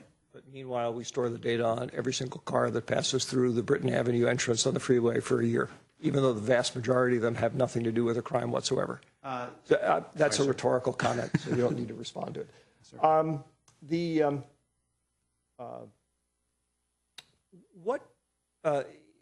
It seems to me that in terms of the data warehousing function and the utility of the data, we could enroll in NCRIC essentially or not. What do we lose if we don't subscribe to the services provided with NCRIC? In other words, that we maintain the data ourselves for our own investigations. Part of the issue is that it will give you a hot list of stolen vehicles, but you won't have the list of investigative vehicles. And rather than be able to update those instantaneously throughout the entire region, you'd have to wait for an upload from DOJ. They do usually update it within 24 hours, but you have a 24-hour window where you wouldn't have the knowledge that a vehicle is stolen. The other part of that is the investigative leads and records. It doesn't have that data in there as well. So if you're an investigator and you put the data into our system, we're looking for those vehicles for those, long-range investigations that you're doing, those heinous crimes. It wouldn't have that data in there as well. So it would be ultimately you'd have to, if you knew that a guy might be driving through San Carlos, you'd have to call the police department, ask them, could you run a record? And you'd have to do that on a regular basis to get that information from them. It's not the most effective way to do it. It's kind of like going back to a telephone book rather than going to Google and doing the search through there. And if I can add too, it really one of the other things about it is it's very similar to the concept of mutual aid and fire. It's kind of like we have these assets, we share, we go back and forth. Part of the concept would be to be a regional player as it relates to ALPR technology. If we want to be able to use data collected from other cities and other communities in investigation of our crimes, then we would maybe want to consider being a player and having them have access to our data as well. Yeah, and you'd lose visibility on what's happening at neighboring cities that have the same technology. You wouldn't be able to run those geographical searches to find out those similar crimes that have happened in other places to see if the same vehicle has been in those spots. And want to go back to addressing the database question, Kevin. If we're going to set up our own database for our own system, we have to have our own staff set up our own database, bring in our own rules, develop our own policies, have our own audits, all the things that the NCRIC in San Francisco is done a yeoman's job doing. And so we would have to set up a separate shop to do the same thing that they do. Is NCRIC's structure such that an individual participant could say, yeah, I like all your services, I like all that, but I want my data dumped after 90 days? We can adjust it to whatever the agency wants. We just can't extend it beyond 12 months based on our policy. Beyond 12 months, but you can go less. Okay, and then last question for now from me. Who actually owns the data at NCRIC? Once our readers generate it, we put it into yours, but there's sort of, who owns it? Is it your data at that point, or is it still ours? It's still the law enforcement agency that contributes it. It's their data. Which would be the sheriff's office in our case. So the county basically would own it. I guess I'll phrase this as a hypothetical question, but I mean it seriously, and Greg Rubens, you may want to chime in on this as well. So I'm imagining a situation where something has happened on the civil liberties side where we're like, wait a minute, we want to dump the data that's in there, okay? Don't know what that is. And so we contact NCRIC and say, it's our data, get rid of it. Does the county call it? Can the county call up and say, wait a minute, that's not actually theirs, that's ours, because it came in under the sheriff's office? Well, I think it's a similar question to the last one. Is it's going to be determined by the contracts that we have? I think we probably would want to, since it's our equipment, I think we'd want to have control over the data that it gathers, and that makes sense to me. But it might require looking at our contract with the sheriff to make sure that they line up together, because this would be a new service that they're providing to us. Okay. I'd like to just address the question you talked about, why 1 year, and Captain Senna talked about the reasons why that the NCRIC felt that was a good length of time to have it. But there's another side of that coin too, with respect to 1 year. There are many agencies that hold data for 2 years, 3 years, 4 years, 5 years, and longer. And there are stories and records of those data retentions resulting in arrests and case closures because somebody was able to hold that data for that long of time. So I'd also like to add that there is a recognition by the NCRIC that holding data for too long of a period of time does create privacy concerns. And the NCRIC doesn't really want to hold data longer than there is an apparent business need to hold it. Would it benefit us to hold it for 2, 3, and 5 years? It would. But there is an acknowledgement of privacy concerns and is an acknowledgement that this data should be purged and that its investigative value is really fresh and best in a 12-month period. Also, I'd like to remind Council that that the technology is of no value to the city. The camera doesn't mean anything to you. The the hardware, the software. It is the data. That's the value. And it is for what we believe, good reasons, that 1 year is the retention policy. Of course, it reminds me of the joke about somebody who said they lost the backup to their computer from 3 years ago, and their friend said, "That's okay, just call up the NSA." Bob, and then Ron. Chief, I probably missed it along the way. I understand the Britain and 101 camera.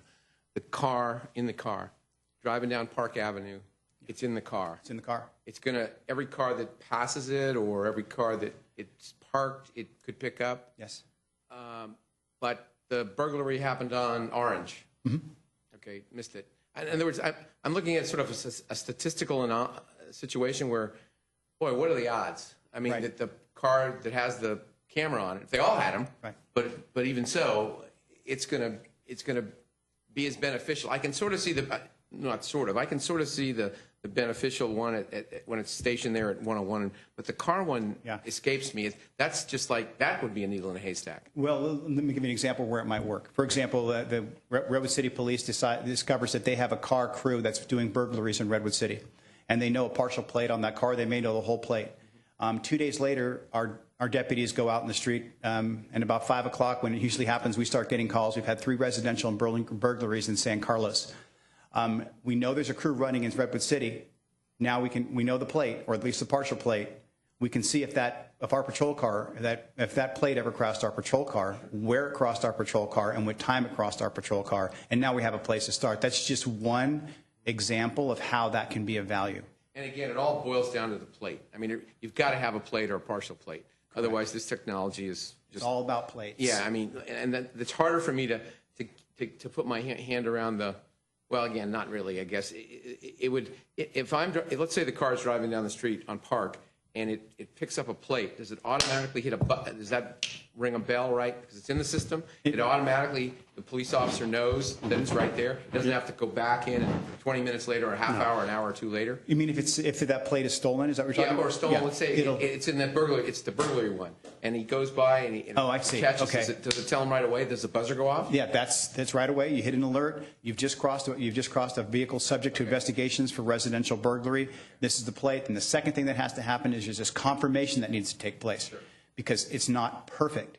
You know, it's running 90-95%, but sometimes there might be a misplaced character due to the OCR being. I understand that. So they run into this process of confirming it, and then they do all the things that they do to set up on it. But there is an instant hit, so to speak. Okay. All right. Thank you. Ron. Okay, yeah, I just had a couple others, but I thought of something based on what Bob said, is that, all right, you find a car that, or keeps showing up in these areas. I mean, don't you have to have, is that then probable cause to pull them over? No, it's car showing up. My car shows up in my area all the time. It's just, so it's nothing. That doesn't mean anything. And I think that's the thing that concerns people. Those things mean nothing to us. A car showing up all the time. A car that's a subject vehicle of an investigation for residential burglary on the peninsula, or a partial plate or something like that, that will definitely trigger something. But just the fact that a car happens to be somewhere all the time, it doesn't mean anything to the system. Yeah, the only instance where it has a reference is if it's near the vicinity of a crime. And if it's near the same type of crime at multiple locations throughout the Bay Area, then that becomes a lead for an investigator. Okay, so then that becomes probable cause, Correct. you're saying. And that system, I understand, can be searched to do that. And that's where its value is, too, is we have residential burglaries. They have them in Redwood City. We have them, and the analysts are able to see, are there common plates in these areas? And the system can check, are there common plates, and what are those plates? And begin to see, hey, you know what, maybe these are connected. And so there's just a lot that system can do. And then one of my other questions was, I thought about this as we were going through these questions, was that in the cities where this has been done, have you found any instances of sort of it's like when you try to stop a leak one place, it goes somewhere else. In other words, you reduce crime in one city, but the criminals have found out that they've got the automatic license plate reader, so maybe they start targeting the neighboring city. Have you seen any evidence of that so far? Statistically, no. Anecdotally, from criminals who are talking to investigators, since they're not going to those cities that have the systems, They're obviously going to other places because that's what they do for a living. It's an odd living, but that's what they do. So, I mean, if every other city but us did it, I mean, could we then be in a situation where they know we're the only one left that doesn't have it? I think an extreme example, yeah. I mean, if Redwood City And and it Belmont is got an netted, extreme example. yeah, then yes. But there's also that percentage of crooks that they don't know. They just don't pay attention. They don't pay. They don't read the paper. They don't. Right. They're busy getting ready to steal in the morning. So I promise this is my last question. In our staff report, it mentioned that you... I'll hold you to that. I shouldn't have said that. In the staff report, it said that you sought input from the ACLU, but I don't, if it was there, I missed it. Did the ACLU, or has the ACLU published some sort of an opinion on this? Is there sort of an official statement that they've made? There is, and they did come out with a document titled "The State of Surveillance." I believe it was last year and a half ago, talking about license plate readers and their use. And of course, their big concerns were about privacy, about monitoring of people doing First Amendment activities, along with the retention of data itself. And the question from them was, well, why do you want to retain this large amount of data on people that may not be engaged in criminal activity? And my response to them is because we can't tell who's driving the car that's committing the criminal activity. But it gives us a point to get us to that vehicle. Now, beyond that, it's up to the investigator to follow up on it. But that was kind of their bigger issue, was the retention of the data. They do consider it a valuable tool, but they consider that without policies, without guidance, it's ripe for abuse. And nationally, only 50% of the agencies in the country that have the technology actually have a policy, which to me is absurd. I'm hoping that changes, but the only way that will change is through good city councils that want to have policies, through good states that want to have good policies, and that's why we're here today. Thank you. Jeff. Thank you, Mr. Mayor. Looking around the audience, I'm guessing that we're not likely to have any public comment this evening on this important topic, but we did have it listed, as we said earlier, on Shape San Carlos, and we got 15 unique responses from folks in town, and not really surprisingly to me, about 80% of those who responded, and this is a limited sample size, it's still a new system, so we had 15 respondents. 12 of the 15, 80%, supported license plate readers in town. One opposed it, two opposed it in terms of the mobile, and a couple of people were undecided. One of the primary comments that people made was about length of time, and they were uncertain about what the length of time for data storage was. I can tell you, having worked here a long time, and I think many of you on City Council know this, when we have a rash of burglaries in town, and it seems like every year we go through a period of time where we have a month with quite a few burglaries, people in this town are up in arms.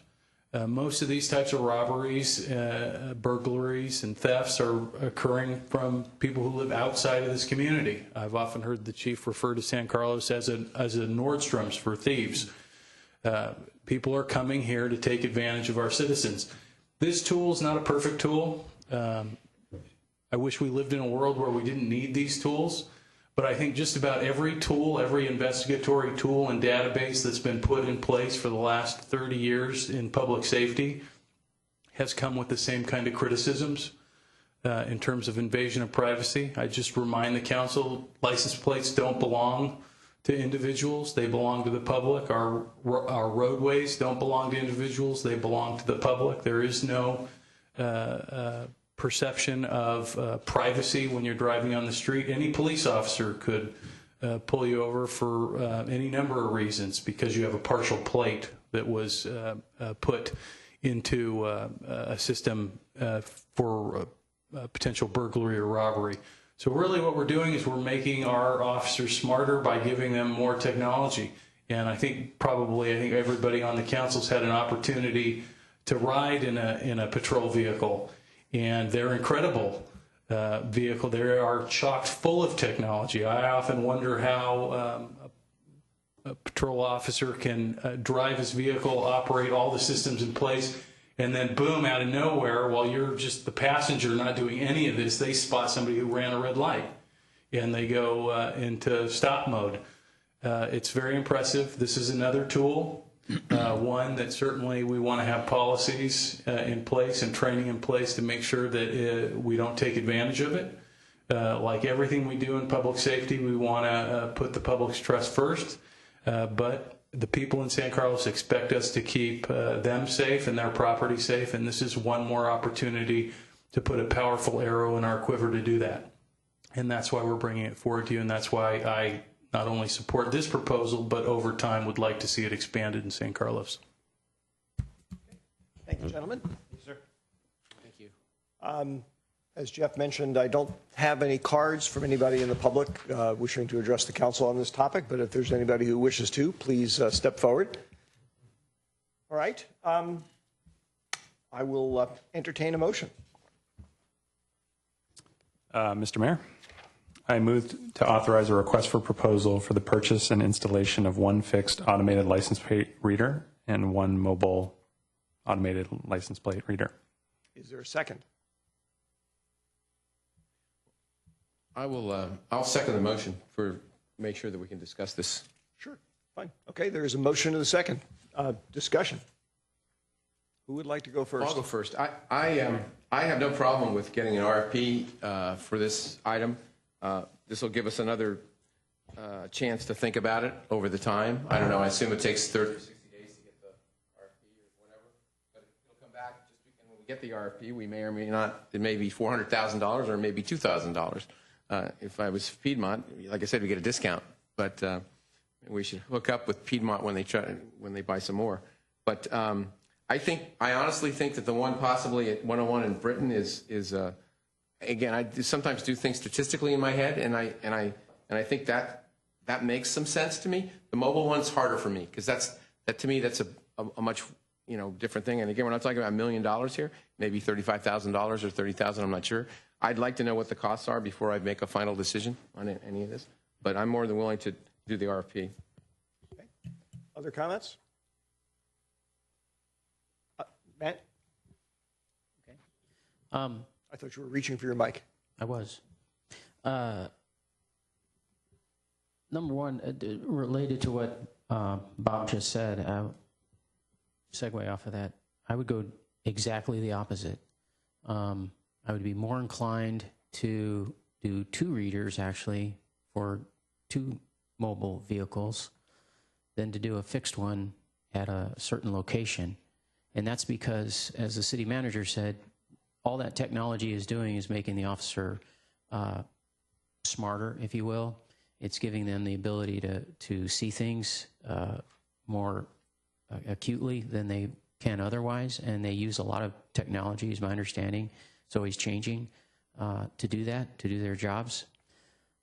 But to set up a camera at a fixed location, to me, is like setting up a trap almost.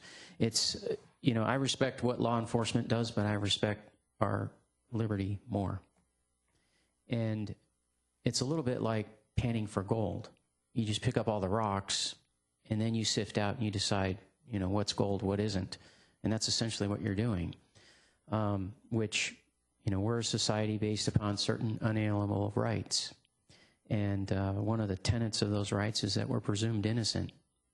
And to trap everybody in a trap, you're presuming everybody's guilty, and then you're deciding who's not guilty afterwards. And I don't like that. With a reader on a vehicle, like I said, what that's doing is that's helping an officer. It's giving him if he drives by a vehicle, it's going the other way. It gives him an alarm system right away. Hey, that's the bad guy we're looking for. That's fine. That opened up that officer's eyes. I don't see that with a fixed location. The answer to the fixed location, the way around that, if you will, not that I'm looking for a way around my own predicament or something like that, but unalienable rights don't apply when you go on someone's private property, not to the fullest extent. I have a right as a property owner to surveil my property if I so choose. If there's a problem with burglaries at REI or any other store location in town, that tenant or property owner has a right to put a camera in, and they can do that, and they can use that data to help you guys. I'm all for it, but I'm just not for government having that access. Okay, other comments? Cameron? Oh, and by the way, everybody can feel free, you don't have to. I will try and keep looking, but that top button here actually is a way, now that we're all in a row, for me to see who actually wants to speak. So I support the readers. I have concerns about privacy, but when I think about this specific issue, I think this is about making something that law enforcement is already doing more effective. Essentially, as Jeff pointed out, we have public safety officers out there with their eyes open, always looking to see what's going on. And if you drive by with your car, they can see your license plate, note what it is, and they can research it and find out if they think they have a reason to be suspicious. This basically makes that process a lot more efficient and a lot more effective. And given the data retention policies, and I believe that the law enforcement community in our city is taking it very seriously. So I'm fine moving forward with this. I think it probably isn't going to be a huge change in terms of the ability to combat crime. I think it'll probably help on the margins, but crime is relatively low, and so any marginal help is a positive one. In terms of where to put them, I kind of defer to law enforcement. I would be very interested to see what the success rate is. I think trying one permanent and one mobile unit sounds like an interesting plan. But for me, it's really about just giving law enforcement one more tool in the arsenal, and I'm happy to support it. Okay, Ron? Yeah, first of all, thank you, gentlemen. Excellent, thorough presentation. I'm a little torn. I sort of find myself agreeing with Matt in this situation that if we're going to do surveillance, it ought to be targeted. I'm reminded of that statement. I don't know who said it, was Ben Franklin, those who would sacrifice liberty for safety have neither. And I apologize, I just can't help that there's something about this that bothers me. Not that I'm personally about to go out and break the law, but I have issues with it. Maybe it needs to evolve a little bit more for my own personal liking, but it's getting awful close to Big Brother. And like Cameron says, I'm not sure that the crime in our town really rises to that level. Although I was really surprised to see those comments on Shape San Carlos that people said not only do we need them, but we need as many as possible. So, I hate being contrary to what law enforcement wants. I've always supported them, and they know that. But in this case, I don't know, my level of discomfort is higher than my level of comfort with it. I may change my mind at some point, but right now I'm not sure I can support it. Thank you, Ron. I too have kind of mixed feelings about this one. Actually, it's kind of interesting here because automated license plate readers came up in a discussion. I had Ron. I don't know if it was you with me or somebody. It was one other person from the dais. Council retreat, but even before that, had a conversation with Chief Rothaus about this in April of 2013, I think it was, because there was a rash of door knock burglaries shortly before that, and we were responding to it. And it sounded like, oh, that sounds like a fairly clever idea. Maybe we should think about doing that. And then about 2 weeks later, the Edward Snowden thing broke. And I remember talking to the chief afterwards going, well, that sort of puts the kibosh on doing anything like that for a while. And really my own thinking on this subject kind of evolved as a result of that. I have nothing but respect for our law enforcement people, for the people at NCRIC. I think it's wonderful that you're putting policies in place. Like you, I think it's appalling that other jurisdictions are warehousing this kind of data without policies, because that just sounds like a ticket to disaster on the civil liberties front. So, my next comments have nothing to do with the individuals here. But, like it or not, we can't afford to forget that, there are organizations like the NSA. Centralizing data makes it a nice, rich target to go after. More importantly, whatever one may feel about what Snowden did, one of the things that it shined a light on is, things inside of the NSA where there actually were code words for the kinds of searches where people were keeping track of ex-lovers and ex-girlfriends and ex-boyfriends and ex-spouses. That's human nature. That kind of stuff happens. The point being that when you have data available, if it's a powerful tool, it has also the power to be abused. So as a practical matter, I view this as a matter of balancing a bunch of different priorities. You can clearly tell from my comments, my concerns on the civil liberties side. I am going to vote against this proposal, but mostly just as a signal that if it were to come back, or we were to come back with a proposal with a much shorter time frame on the data retention, I picked the number 90 days. I think Menlo Park actually did something like that when they had this to discuss, or they may have done 6 months. That would make me more amenable to doing it. Yes, I know that will not cover all the kinds of investigations that we would like to do, but of the kinds of investigations we mostly have to do in San Carlos, I think it would cover them, and it would preserve some of the other things that I and my colleagues have touched on here. So with that, we have a motion and a second. Crystal, would you call the roll, please? Councilmember Collins? No. Councilmember Grisilli? Yes. Councilmember Grocott? No. Councilmember Johnson? Yes. Mayor Obert? No. All right. Thank you, gentlemen. That brings us to item 10B, consideration of approving a resolution setting a public hearing on December 8th, 2014 to consider 2015 residential and commercial solid waste collection services pursuant to Proposition 218. Director Walter, how are you this evening? Nice job on the facilities, by the way.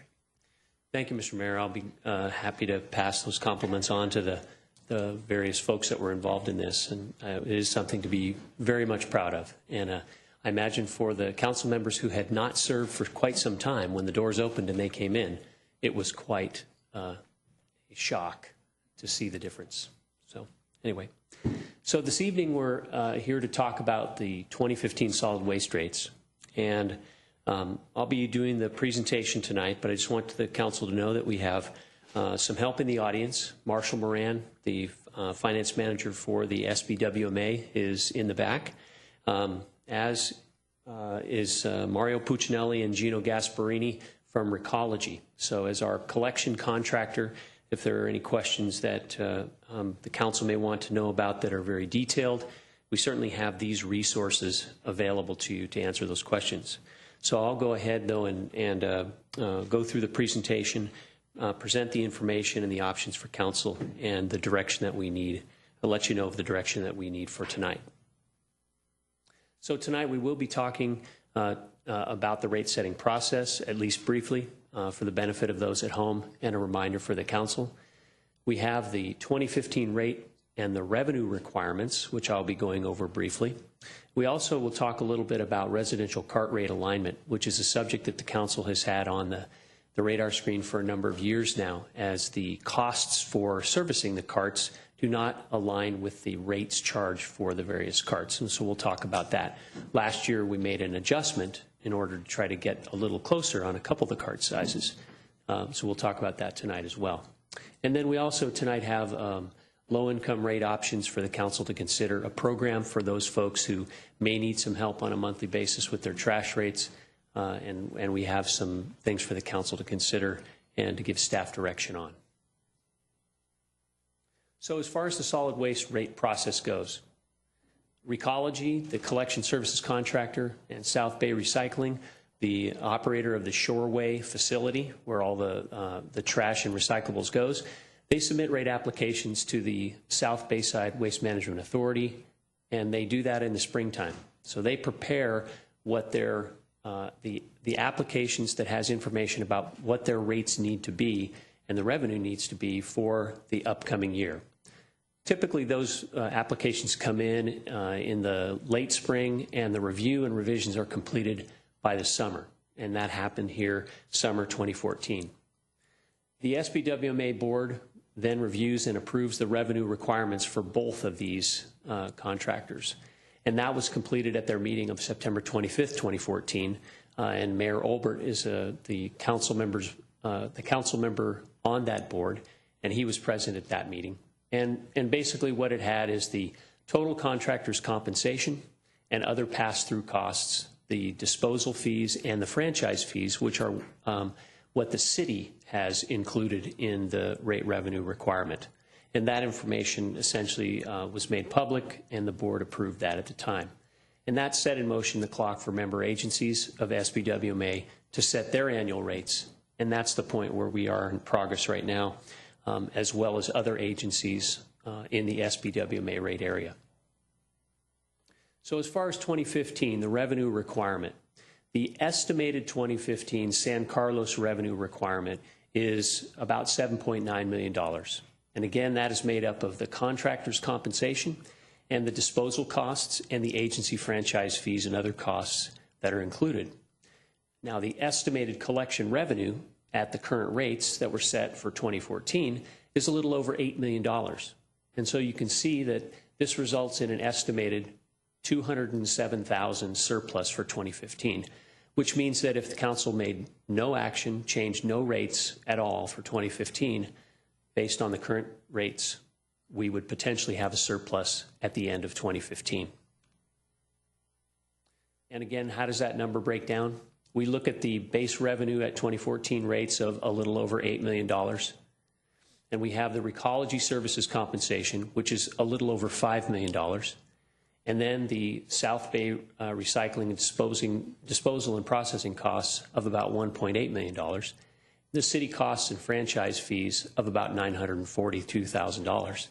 The city costs and franchise fees are approximately, they're made up of a 10% franchise fee that the city charges, as well as some costs to recover staff time for administering the program. We have a cost in there that pays for street sweeping, as well as cleaning garbage and recycling containers. So some other small fees that we have some detail on, but that totals up to about $950,000. And then that results in that $207,000 estimated surplus for 2015. And again, we mentioned at the brief meeting we had in September that the $207,000 is an estimate of surplus. It's not hard cash. It's not immediately available to the council, but it is an estimate. And we look at this, I've come to kind of recognize these as snapshots in time, because they will change over the course of the year. When you take a different snapshot, your numbers will be slightly different. In looking at the revenue, one of the things that always has to be taken into consideration is it's not simply 1 year that we're having to deal with.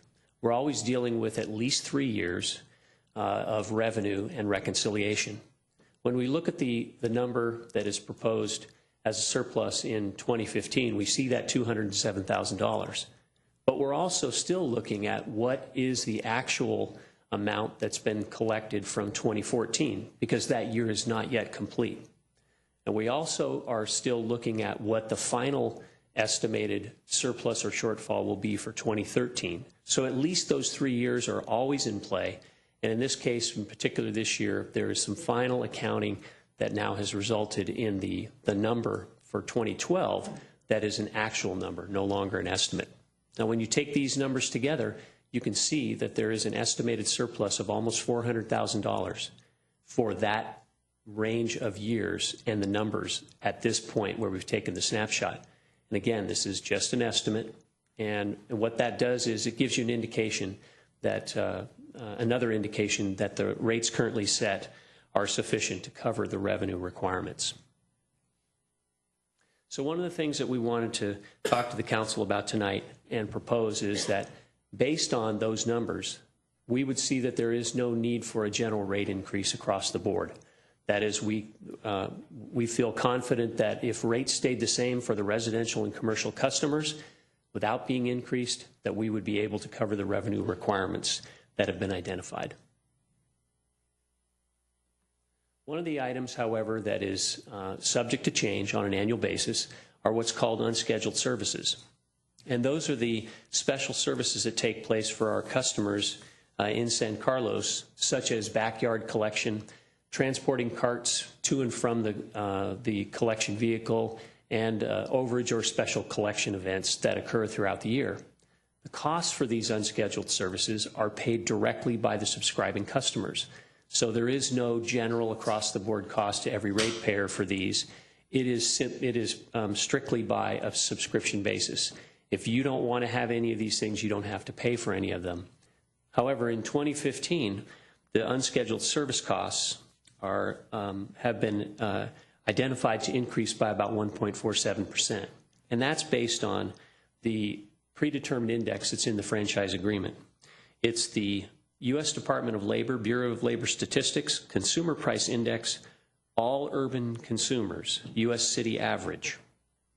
So a mouthful, and certainly not something that we look at each year, but it is part of the contract, and so this is an adjustment that we will recommend to the council be made this year.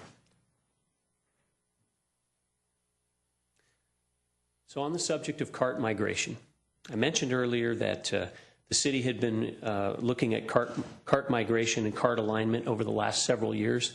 And the basic idea of this is that over the years, as we have emphasized recycling and diversion from the landfill and trying to recycle more and more with organics as well as the other types of recyclables, we've seen a movement from folks as they get rid of their larger garbage cans. They move to a smaller garbage can, and you can see by the numbers on the screen that in 2013, from 2013 to 2014, we did have changes, again, along the lines we'd expect. There was an increase in the number of 20-gallon containers and a decrease in the larger containers. And that's a good thing because we continue to see that movement, which indicates that folks are throwing away less and diverting more to recycling. So last year, we put together a proposal for the council to help encourage those folks to continue to migrate to the smaller carts. And what we did was we applied a decrease to the two largest cart sizes in the residential category and applied those in the 2014 rates. And so one of the things that we'd like the council to consider as we go into the rate setting process is an additional decrease to those two largest cart sizes. And one of the main reasons for doing that, if you'll see on the screen, you can look at the 64-gallon and 96-gallon carts, and you can see that the 2014 rate for those is $57 and $83. And then you look across to the column that says actual cart costs, and you can see that it costs our contractors significantly less to actually dump those size carts. So the residents who have those carts are paying more, and what we're doing is we're finding that we want to bring the cost of the service a little closer to the rates. So we would be proposing that the council consider another decrease to the two largest cart sizes. And as we have seen this regular practice of migration, I think this will have little effect on that.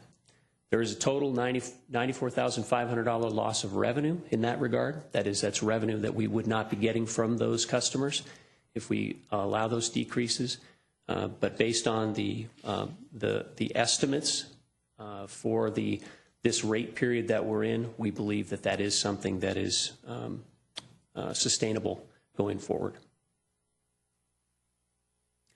And on the far right side, the box that I've just zoomed in is it gets us a little bit closer to the actual cost of the cart to the rate. So the low-income rate program.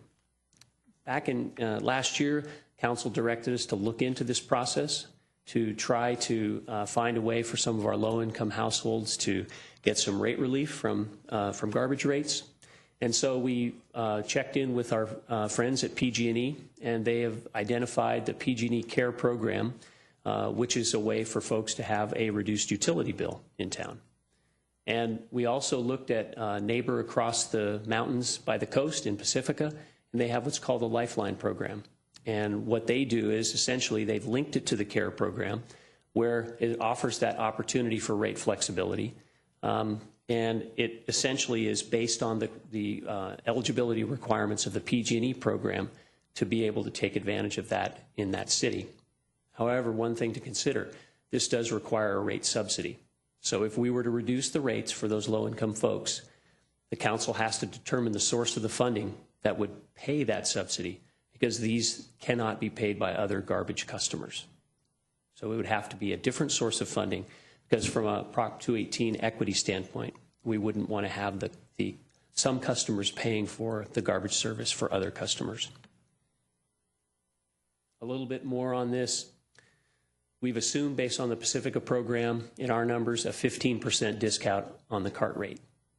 Now, there's options. In Pacifica, they require every one of their customers to have the smallest cart size, and they apply the 15% reduction to that.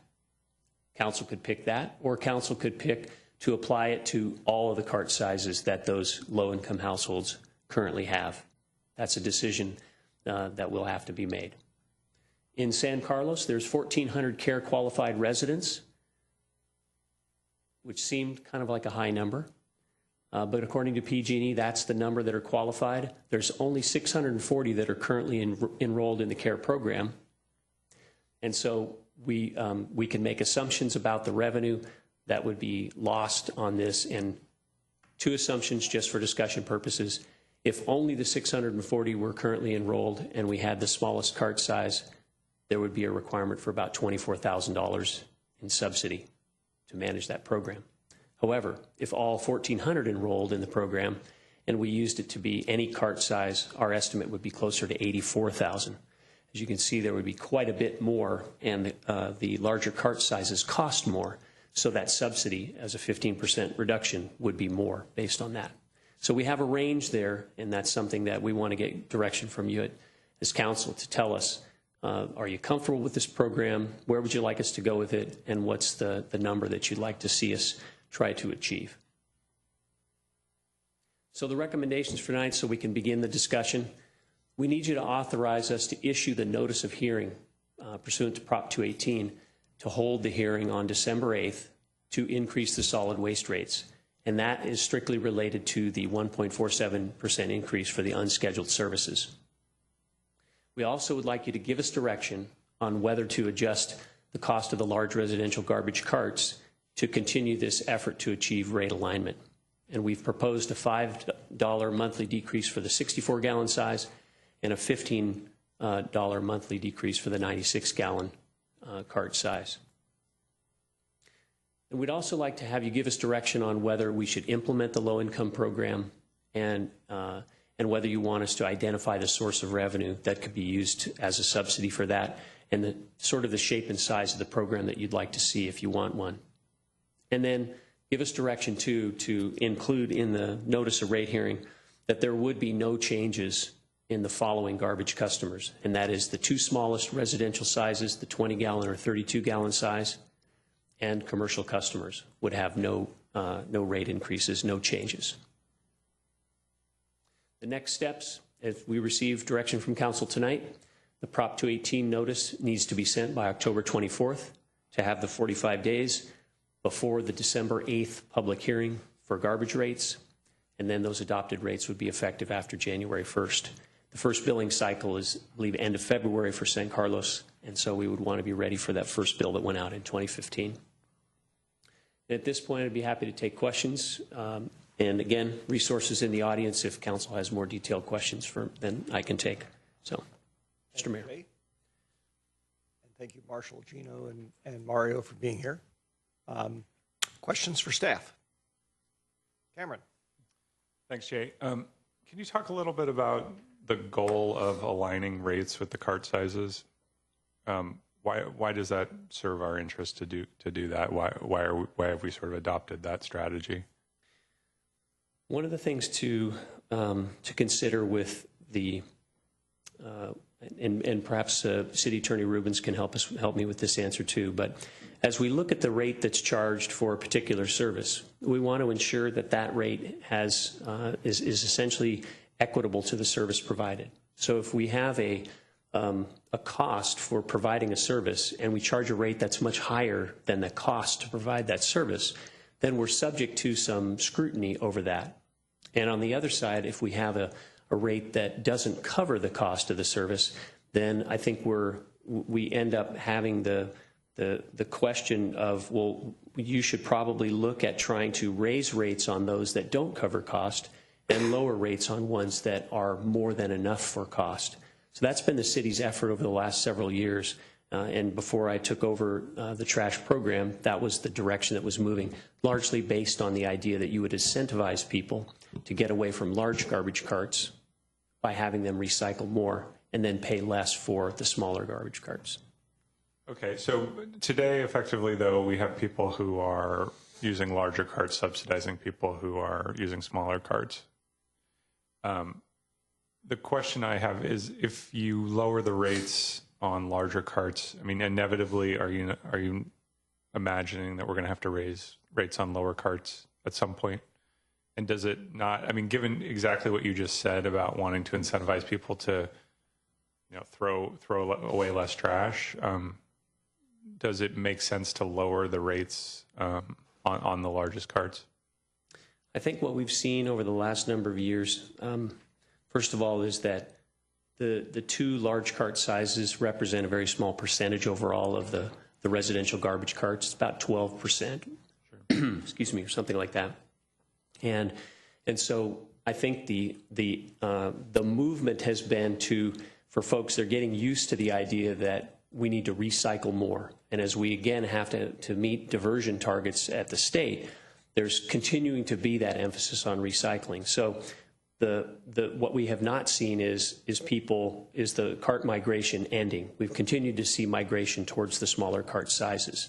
So But sorry to cut you off. I mean, if you lower the price, presumably it's going to slow the rate at which people change. Or there will be more people who will say... Actually, the empirical data shows that's not necessarily the case. Did we recently lower the rates on big carts?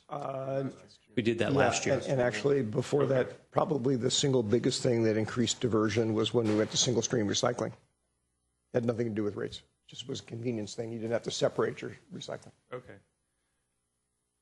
So if I could answer the second part of your question. Sure. Yes, I believe it's inevitable that we will need to raise the rates on the smaller cart sizes simply to cover the costs of performing the service.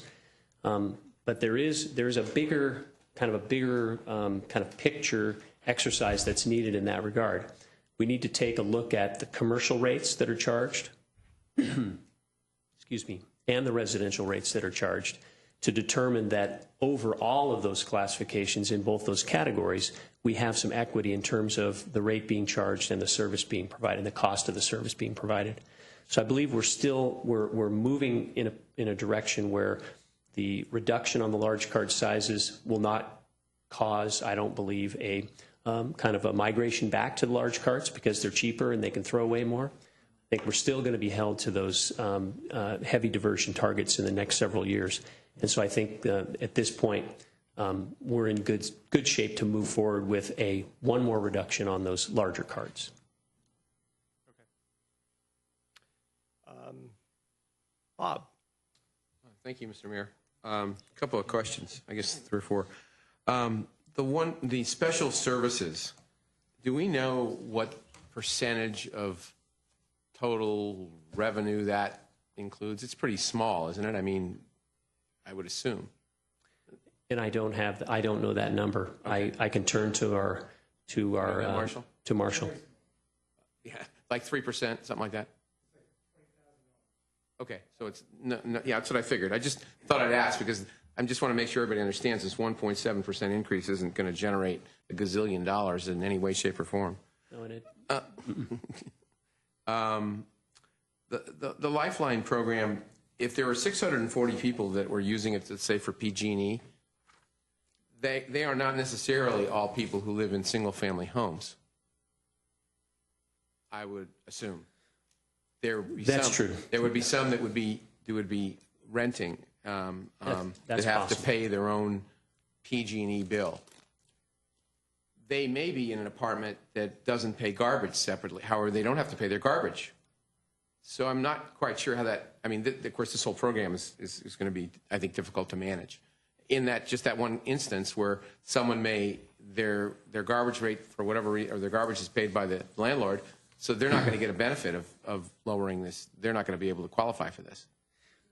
No, I think one of the things to point out is since we don't know exactly who would enroll, Right. who would be qualified, and who would have a separate garbage bill Right. that this could apply to, we simply used some estimates to give the council an idea of how much it might cost No, I if you understand. wanted I to do wasn't it. looking at the cost, Mr. Walter. I'm just making the point to the council that just because there's 640 or 1,400 doesn't mean that's the number of people that would theoretically be able to qualify for this, because they maybe don't pay the garbage bill separately. They may pay PG&E separately, but they don't necessarily pay the other. That's the only point I was making, not the dollars. Right. Excuse me.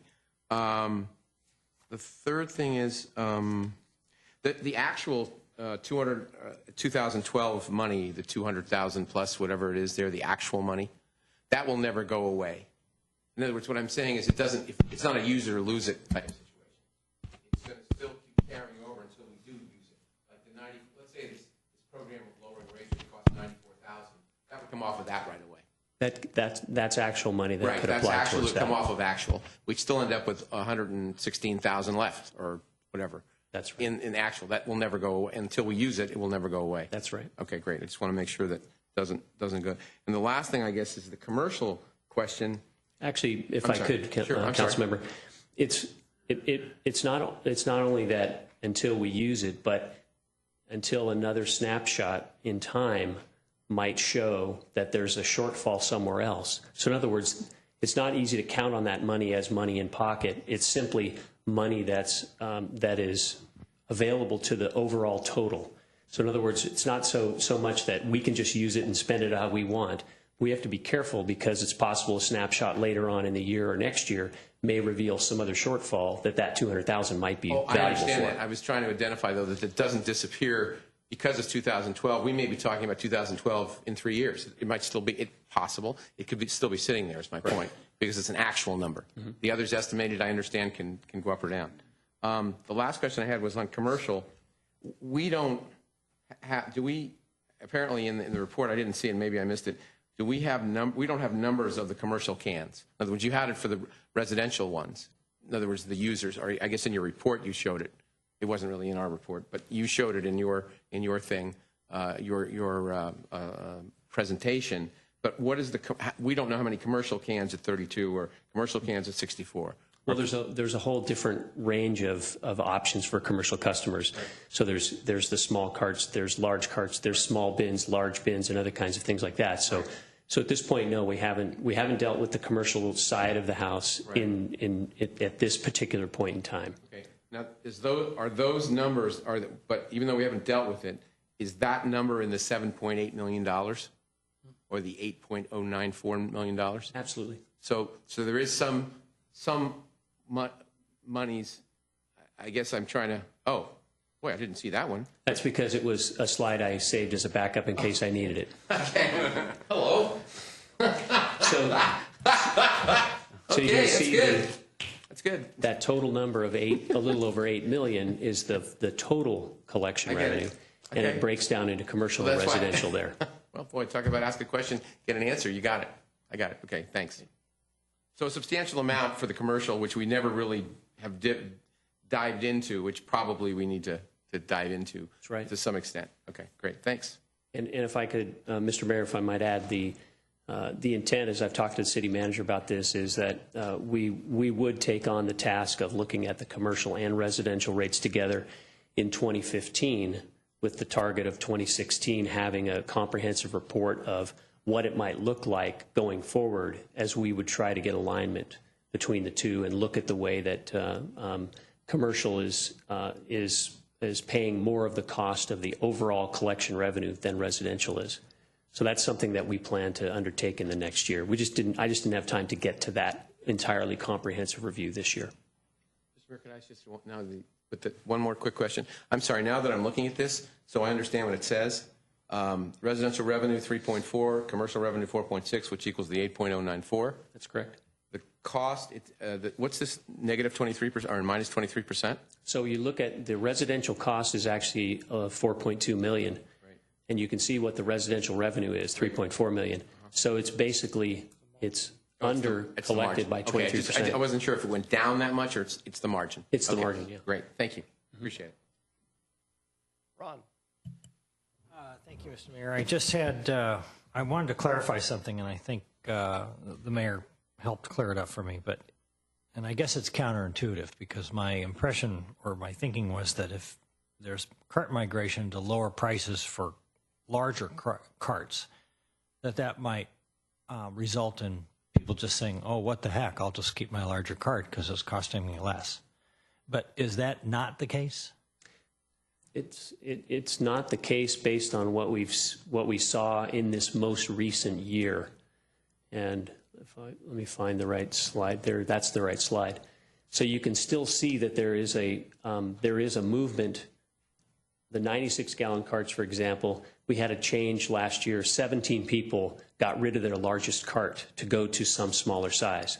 And then likewise in the 64-gallon category, 38 customers got rid of that large cart and went to a different size. And so we are seeing that over the course of last year, we still have seen the migration away. Is this a combination of commercial and residential? This is residential. Residential only. Yes. Okay. All right. A question came up today when talking with some of the people I know that are familiar with this, and they mentioned Ox Mountain. And Ox Mountain, I guess, is going to close at some point. Any guess as to when it will? And if so, what sort of impact will that have? I realize maybe that's long term, but I've heard 2 years, I've heard 5 years, I think the city manager told me 8 to 10 years. So is that about right? I'll ask my resources to help me, but I believe it's 2019.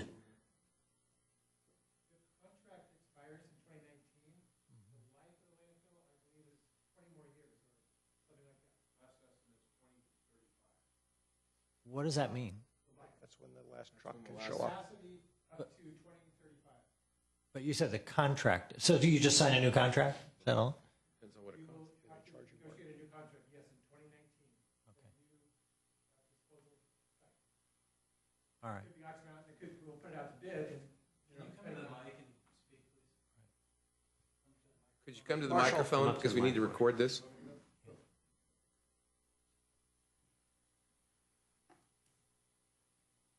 We definitely want the folks at home to hear.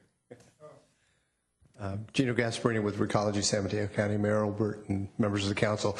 I'm not part of the negotiating team, nor does Recology have anything to do with Ox Mountain. That is actually owned by Republic Collection Services or Republic Services. This contract the SBWMA does have with Ox Mountain goes to 2019. At that time, the contract can either be renegotiated for a favorable tipping fee, or it can be, as Marshall mentioned, it can go out to other disposal sites for as an RFP for a disposal rate as well. So let's assume that you want to continue with Ox Mountain, because I assume they're the closest. And I realize it's 5 years out, but have you put any numbers out or thought about any numbers as what sort of increases our ratepayers might be expected to see? Again, I'm not part of that, but you're absolutely right, Mr. Collins, that Ox Mountain is certainly the closest. It's within the county, right. And the operating or the travel time is certainly beneficial to us. What the SBWMA and you as member agencies will negotiate is there are other options outside of the county, and depending upon what the gate rate will be, the per ton cost, it could very well be favorable to actually drive at a further distance to actually keep the rate similar, less, or it could be very well more. Again, that's part of the RFP process. Right. Sure. Okay. Hello, Mario. Good evening, Mario Puccinelli with Recology San Mateo County. Just to add to what Gino has been saying, with the increase in recycling awareness and volumes, landfills have gained longevity. And so there's a lot of landfills who will be shopping for the tons from the SBWMA service area because they don't have, they're not getting the volume that they used to get in. So, and I don't want to speak for the SBWMA, Marshall is here, but there should be some favorable numbers. Thank you. I think we're fine. Matt, you were done, right? I'm done. Okay, Matt. Okay. So I just had a couple of questions regarding the recommended rate changes and the numbers, because trying to figure out what's the long-term goal or approach here that we're trying to do. I understand we're trying to compress, but it's just curious to me that on the 64-gallon, we're coming down about 60%, and on the 96-gallon, the largest, we're coming down 72%, 73%. Any reason for that? You know, one's a bigger step than the other, just even in terms of percentages. Right, and I think maybe the way to describe it is the 5 and 15 are certainly numbers that the city manager and I discussed as the option that we would propose to the council to go forward with. It certainly is not something that we feel is just absolutely rock solid. We must go in this direction. Council could decide to do either more or less if they chose to. But when I look at the difference from the actual cart cost on that far right column, I'm looking at trying to get kind of a bracket around. We have smaller carts that we're paying not enough to dump, and we have larger carts that we're paying more than enough to dump. So I'm trying to kind of get that range a little closer together. And so what I see with these now is that my smallest cart is about $18 less than what it's being charged at $18 less than what it actually costs. And with this change, our largest cart will be about $20 more than what it's going to be charged. So that's kind of the bracket that I was trying to achieve. Yeah, I got you. You're doing the sort of the parentheses approach. That's the way I looked at it. Yeah. They're not, of course, the number of carts is not exactly the same, but that's sort of the direction that I wanted to go with it. Gotcha. Okay. And in a similar fashion, the 1.47, it's an odd percentage. Why that number? Oh, that's what's the thinking behind that one? That's entirely based on that consumer price index that I mentioned is as part of the franchise agreement. That essentially they take all those numbers that make up the consumer price index and it spits out the 1.47%. And so we're bound by that too. We're bound by it. That's the Recology puts that forward as the increase or the adjustment for the unscheduled services, and per the franchise agreement, we're bound to carry that forward. And there's no, I've brought this up before with staff, there's no, just when we look at our fees and so forth, we're not allowed to do, you know, my son in second grade learned about rounding. We can't do rounding. You know what I'm saying? Either do 1.5 increase, or actually look at the number that it's spitting out, the cost, the charge. You know, if it's $5.63, forget the 3 cents. You know, just $5.60, make it easier. I think actually Matt raises a good point in the sense that my understanding is we are not bound by those numbers. Those are what our costs are going up by. The rates are, I mean, we could choose to set the rates at something totally independent of cost. We would just either be getting money from Recology at the end of the year or owing the money at the end of the year. So in other words, we can do that kind of rounding if that's what we wish to do. Right, but I think I want to make sure that I'm clear. The unscheduled services are subscription-based only. So that doesn't apply to everybody generally. I know, yeah. So it is as was pointed out, a very small piece of the pie overall, but it is directly related only to those people who want it. I think we just fall back on the information provided by Recology is that it's 1.47%. I think the math is probably a lot more complicated than that, and so we just bring that forward and pass that along to those folks who choose to have those services, and that might make someone think twice it might be a number that they think, well, okay, now it's too expensive. I won't have them do that for me anymore. Okay. And so my last question is, I suppose the other thing that we could choose to do as a council tonight is, that's not on here, and this is a bit of a Machiavellian approach, but it's what we did last time, actually, and that is we could send out a notice, because we're voting to send out a Prop 218 notice. Correct. And the night of the hearing, we can set rates wherever we want as long as it's within what we noticed. So I suppose what we could do is say, hey, we are going to, we're going to propose to the public that we want to try and recoup some of these costs that we're not getting right now with these smaller carts, see what kind of response we get. Maybe we look like heroes because people show up here and say, no, you're not going to raise my little cart to $40. And we say, yeah, you're right, we're not. We look like heroes, but I mean, that's an extreme approach. But what I'm saying to the council and asking staff is we can put some increases in here as well on the lower end, and then the night of the hearing actually set the rates. That's correct. That's correct. Okay. Just wanted to be clear on that. Thank you, Matt. A few questions. I certainly understand that those surpluses and deficits from various years tend to fluctuate as the years go by. Has staff ever looked at the, for lack of a better term, the trajectory of those? In other words, if it first rolls out as a surplus of X dollars, does it actually flip to a deficit the next year and the surplus the year after that, or does it sort of stay within some reasonable band? I'm just curious. If you haven't looked at it, it might be something to look at offline.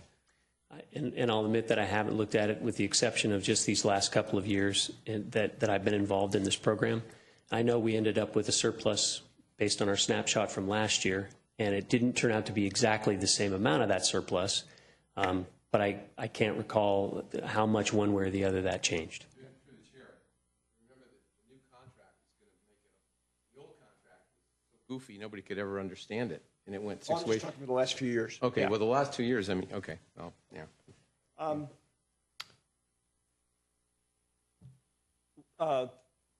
What's staff's understanding of what's driving our costs down? In other words, what's generating the surpluses? I don't have a good feel for that. That may be something that Marshall may be able to shed a little bit more light on than I can, as he sees the SBWMA as a whole and all the agencies as well. So, Marshall? Good evening, Mr. Mayor, council members. Marshall Moran, South Bayside Waste Management Authority. Just for the history, San Carlos has gone from ending 2010 with a shortfall owed to Allied of $3.5 million. We ended 2011 with 800,000 shortfall. 2012 it was 640. 2013 it went back up to about 886. And then last year it was a positive surplus of 287, and next year we're projecting 459. So over time, those one-time events have been basically paid for. That Allied balance was paid off. The rates were set to cover these one-time events, and now there's a surplus because those events are in the past. My other question, thank you, that was the question I asked previously. The most recent question was, do we know why our costs are going down?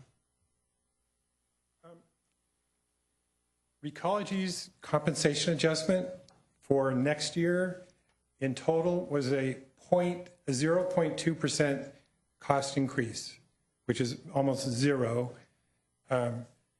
For San Carlos, it actually went down 2.2% just because of the way costs get allocated. So the hours in San Carlos relative to the other cities went down. So San Carlos got a 2.2%, or I think it was a $200,000 cost reduction, and the Shoreway tip fees next year will not increase. So that also has helped stabilize your costs for next year. Thank you. Jay, can you put up that slide you had that showed the residential versus commercial balances again? The secret Bob slide?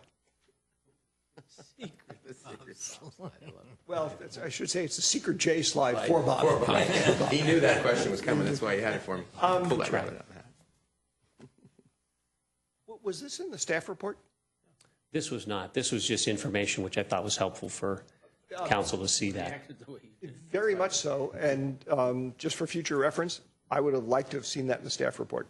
And the reason is because it leads to my question for you, Jay, which is, I know we haven't done the commercial in-depth study, but looking at these numbers, unless, because we have them out to 7 figures, so presumably there's some detail behind them. Why would we not begin the process of trying to rebalance between the commercial and residential sides of the house? I mean, basically what this is saying is that the commercial accounts are generating $1 million more in revenue than the cost of providing the service, and the residential accounts are costing about $800,000, is that right? $800,000 more than the service. So why wouldn't we do that? Well, I think what are we going to learn from the study that this doesn't tell us? Well, you can start making some movement because you're going to have to go in that direction anyway. Well, I think it's going to give us a lot of detail on the various commercial accounts and the bins and carts and things that they use, and the same thing on the residential side. And so my thought was we needed to have both the residential and commercial information together in one study to kind of justify that we would move in the direction of adjusting one way or the other. So I didn't want to start into it without a good, complete picture of information. Because I'll tell you what worries me here is, and the Prop 218 cost versus revenue equity balance issue is it's not necessarily down to the penny, and it's all, of course, whether you measure it individually or you measure it in categories. But, round numbers, if you wanted to balance the residential side of the house, you'd have to increase rates by almost 25%, right? $800,000 on a $3.4 million base, a little bit less than 25%. That's a heck of an increase. I mean, I agree with the logic staff presented in terms of getting rid of or reducing the significant gap between cost and revenue on the larger carts, but I look at that and go, wow, okay, that's really the elephant in the room. I would agree, and I believe that's why we need a really good plan to approach that. I kind of feel like that's not something we want to take one bite at, but we want to try to develop for council an option that would provide maybe several years of adjustment that would ultimately result in getting us closer in terms of that balance that we'd like to see. So in my opinion, I felt like I needed to have that information before I'd be able to present a credible case to council. Fair enough. For what it's worth, and I know people are busy, and hindsight's always wonderful, years when the cost-driven side of the house is basically not forcing us to increase rates would be great times to do it for this. We could end up being in a perfect storm where something happens that causes costs to go up in any event, and then have to layer on top of that some adjustments to balance commercial versus residential and hit people with a double whammy. So I really hope that we will have that study tied down by next year or even earlier. I mean, it's so big, actually, it might be useful not to talk about it in this kind of meeting next year, but ahead of time, just to do that. Okay, Matt, I see you have another question. Yeah, just one more. When we're looking at these sort of the cost of picking up the different cart sizes, does that take into account that, a black cart comes with a big, usually, I mean, most of what you see around town is a big fat, I call it a yard waste collection cart, but you put food waste and other things in there. But the green one, the Army green one, and then there's a blue one, and then you have your black cart. And typically what you see, like I said, is you might see a smaller, I guess the 20-gallon black cart, and then you see what looks to be about, I guess it's a 32 or 64, the blue ones that people put their papers and, cans in. And then, like I said, the biggest thing you see is a big 96-gallon yard waste cart. That's all taken into account when you're putting together these numbers of how much it costs to pick up that can. You're saying we're picking up this can, but we're also picking up these other 2 cans as well. That's included? The rate's based on the garbage cart, the size of the garbage cart. There are costs associated with the green waste cart and the recycle bin as well, but they're not detailed out separately, at least in terms of the rates that we set for the accounts in town. So does that leave us some, the reason I asked the question is because the concern, I think I heard earlier from other council members, and you've raised it too, is, you can't be, with this Prop 218 stuff, you can't be subsidizing one man's garbage with another man's garbage, right? So, but it sounds like there's some squish in there, to use a technical term, because... That's what happens inside the cart. Yeah, exactly. Because of these other carts that are involved. And occasionally, I don't see them very often, but I've even seen a smaller blue cart and a smaller, I guess they're available, you just don't see them very often. So there's got to be some variables in there that are really hard to chase after. I don't know if Marshall, you got that data or not? Actually, if I may, Matt, it's a very good question. In general, because I looked into this being on the SBWMA board, in general, if you think about the pickup costs versus the cost of disposing what's in the thing, the pickup costs are almost independent of the size of the cart. It's an automated system, right? In other words, it takes the same amount of time to pick up a 96-gallon cart, What really makes a difference is the black cart contents. You have to pay the tipping fee to get in the landfill. The recycling stuff, there's fees associated with it, but then the SBR, the South Bayside Recycling, earns money by selling the recyclables, okay? And then they use that to offset what they would otherwise charge for handling them. And something similar happens with the composting stuff as well. But in general, the pickup cost is the same for almost any size cart, because it's really driven by the labor of driving the truck down the street and picking up however many carts there are in front of the house. And that's where we're ending up with a loss on the black carts with the little ones. Well, that's actually probably, yes. It's the pickup cost. Even though it's the most negligible part of it, it's the... Right. I have sometimes told people that if everybody in San Carlos except me were to do 100% diversion and I was the only guy in town who had a black cart, my garbage fee would be about $3.4 million a year under our current system, because I'd be paying for everybody else's carts. Thank you. That was not an offer. All right. Okay, Jeff.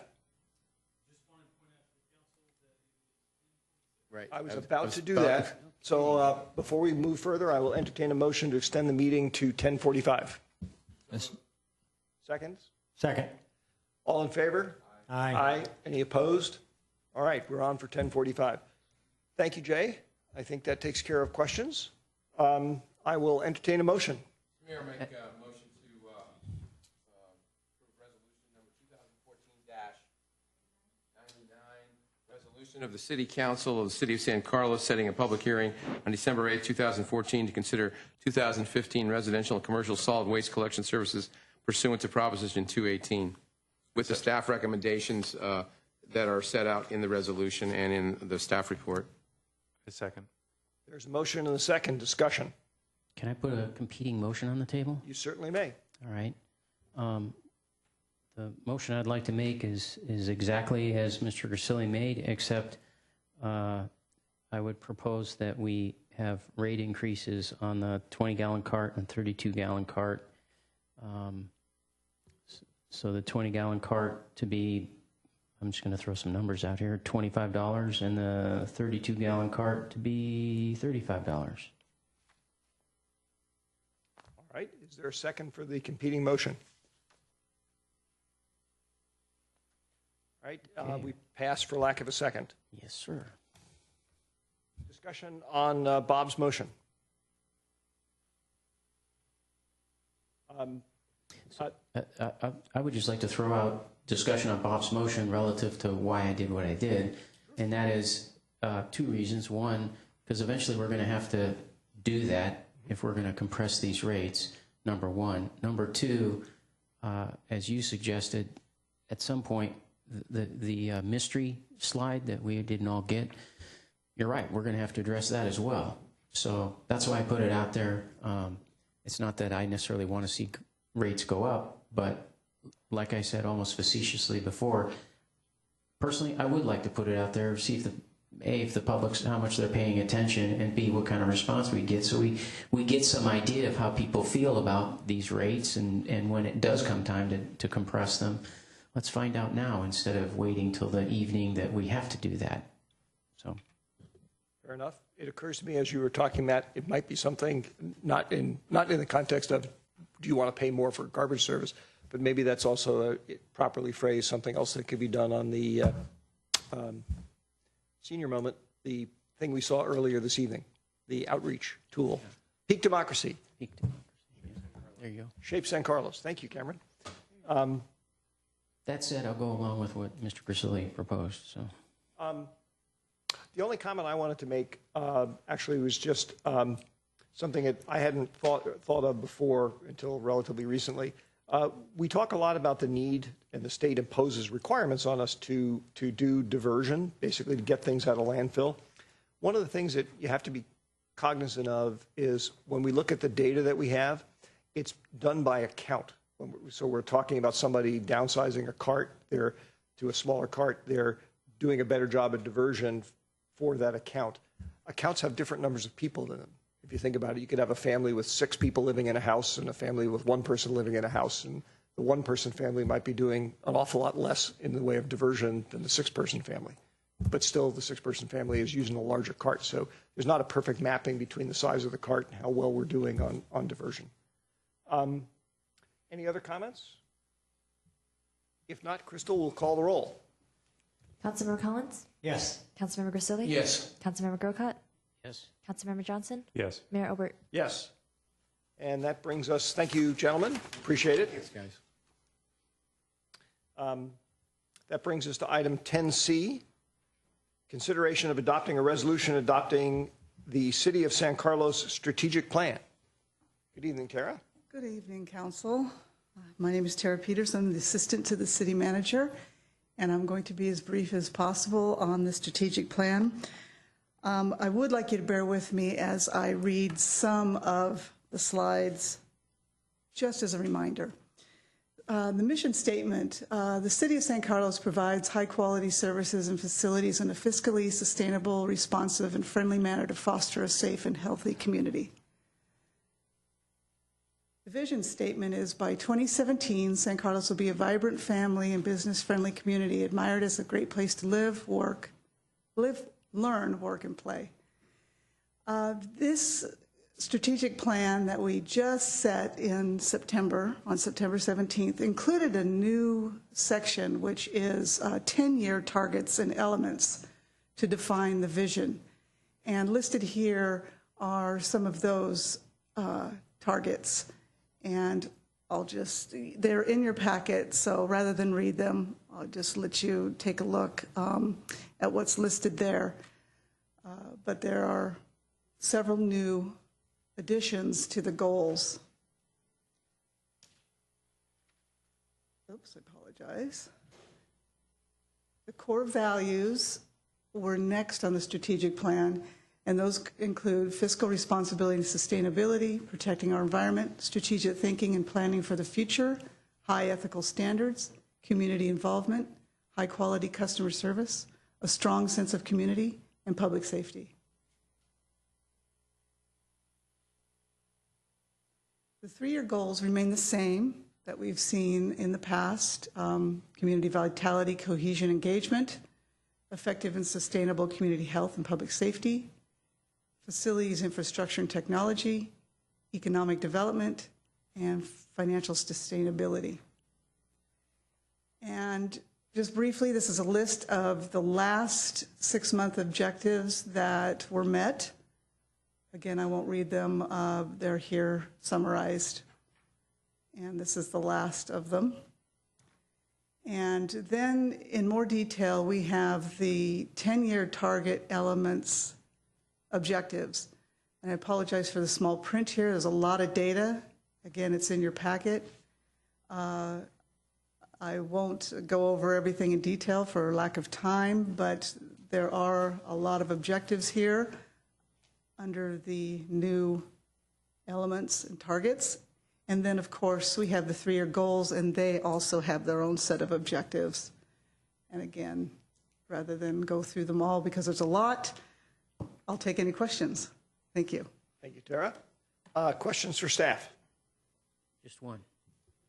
Since I understand being brief, but just so the public knows, if they want to find this on our website, can you say where that would be found? It's City of San Carlos. They should be able to find it under the city manager's department. I can't get more specific than that. Yeah. But if they go under that tab, they'll find it Yes. there. Okay, good.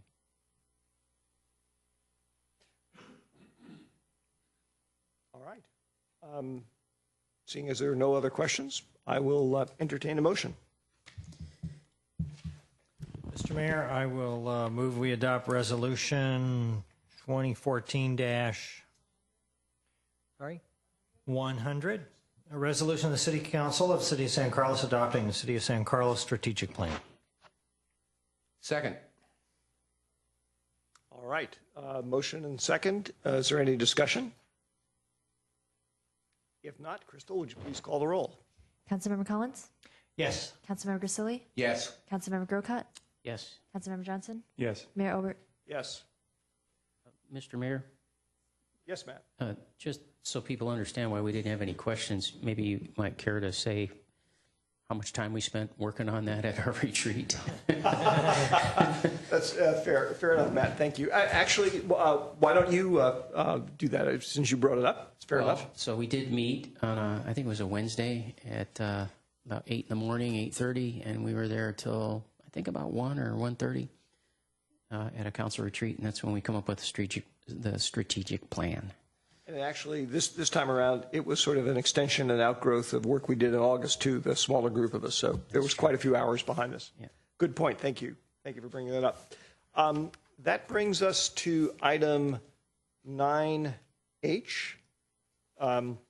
Adopt ordinance 1478, amending the zoning district boundary map for the project site to allow for the pre-zoning and annexation of the project site involving the adjoining county parcels to 17 Cranfield Avenue, and adopt a resolution making a determination of a property tax exchange pursuant to provisions of Chapter 282, Section 59, Part .05, implementation of Article 13A of the California Constitution, commencing with Sections 95, Division 1 of the Revenue and Taxation Code for the county properties adjoining the property at 17 Cranfield Avenue, otherwise known as APNs number 049-072-020, 049-072-030, 049-072-120, and 049-072-320.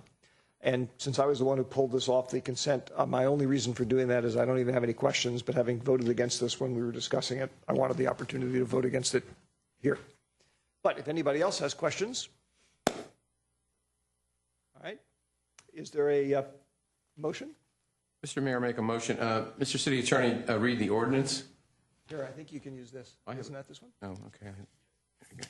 Okay, I'll read the red then. It's the same, I'm sure. But anyway, I'll make a motion to approve consent item 9H and ordinance 1478, an ordinance of the City Council, of the City of San Carlos City Council, amending the zoning district boundary map for the project site to allow for the pre-zoning and annexation of the project site involving the adjoining county parcel to 17 Cranfield Avenue, APN 049-072-020, 049-072-030, 049-072-120, and 049-072-320. Second. Motion and a second. Any discussion? Seeing none, Crystal, would you call the roll, please? Councilmember Collins? Yes. Councilmember Grisilli? Yes. Councilmember Grocott? Yes. Councilmember Johnson? No. Mayor Obert? No. All right, that brings us to item. Excuse me. Resolution, Mr. Mayor, I'm sorry, on this one also, there's a resolution. I apologize. No, please. Can I make a motion to approve resolution number 2014-101, 101. resolution of the City Council of the City of San Carlos, making determination of the property tax exchange pursuant to provisions of Chapter 282, Section 59, Part .05, implementation of Article 13A of the California Constitution, commencing with Section 95, Division 1 of the Revenue and Taxation Code for the county properties adjoining the property at 17 Cranfield Avenue, APN 049-072-020, 049-072-030, 049-072-120, and 049-072-320. Second. There's a motion and a second. Any discussion? Would Bob like a glass of water? Yes. Where's the commas? Yeah. Seeing none, Crystal, would you please call the roll? Councilmember Collins? Yes. Councilmember Grisilli? Yes. Councilmember Grocott? Yes. Councilmember Johnson? No. Mayor Albert? No. That now brings us to 9K. Thank you for catching that, Bob. No problem. Adopt a resolution accepting a grant of easement for sewer utilities improvements and approving the contract for purchase from Zaco Commercial LLC and authorizing the city manager to sign and record the public utilities easement. Ron, I believe you were the one who pulled this. I did. Thank you, Mr. Mayor. I noticed that there was a request for $50,000 to Zaco Commercial for the purpose of a public utility easement. I'm just wondering why we have $7.1 million in that fund. That's really my only question. There must be... I think it's a Jay Walter question. I guess there's a lot of capacity that we need to take care of. Mr. Mayor, Councilmember Collins, actually, I thought that budget number might generate some questions, but the basis for it is the capacity assurance plan that the council approved several years back and then authorized increase in sewer rates to collect money for that account.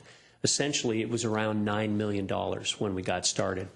And so we have, in the process, spent about $4.5 million or so on improvement projects already.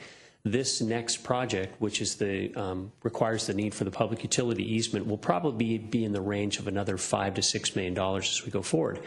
However, in the subsequent years, we've collected some additional money into the capacity assurance account from the sewer rate increases that we've had, and that's the reason for the healthy budget there. So that project will go forward, and then we'll have another one on its heels to follow with continuing sewer improvements. Thank you. Jay, basically my understanding of this is that we didn't break out separately the easement acquisition costs. It's all buried in the overall cost of the project, correct? That's correct.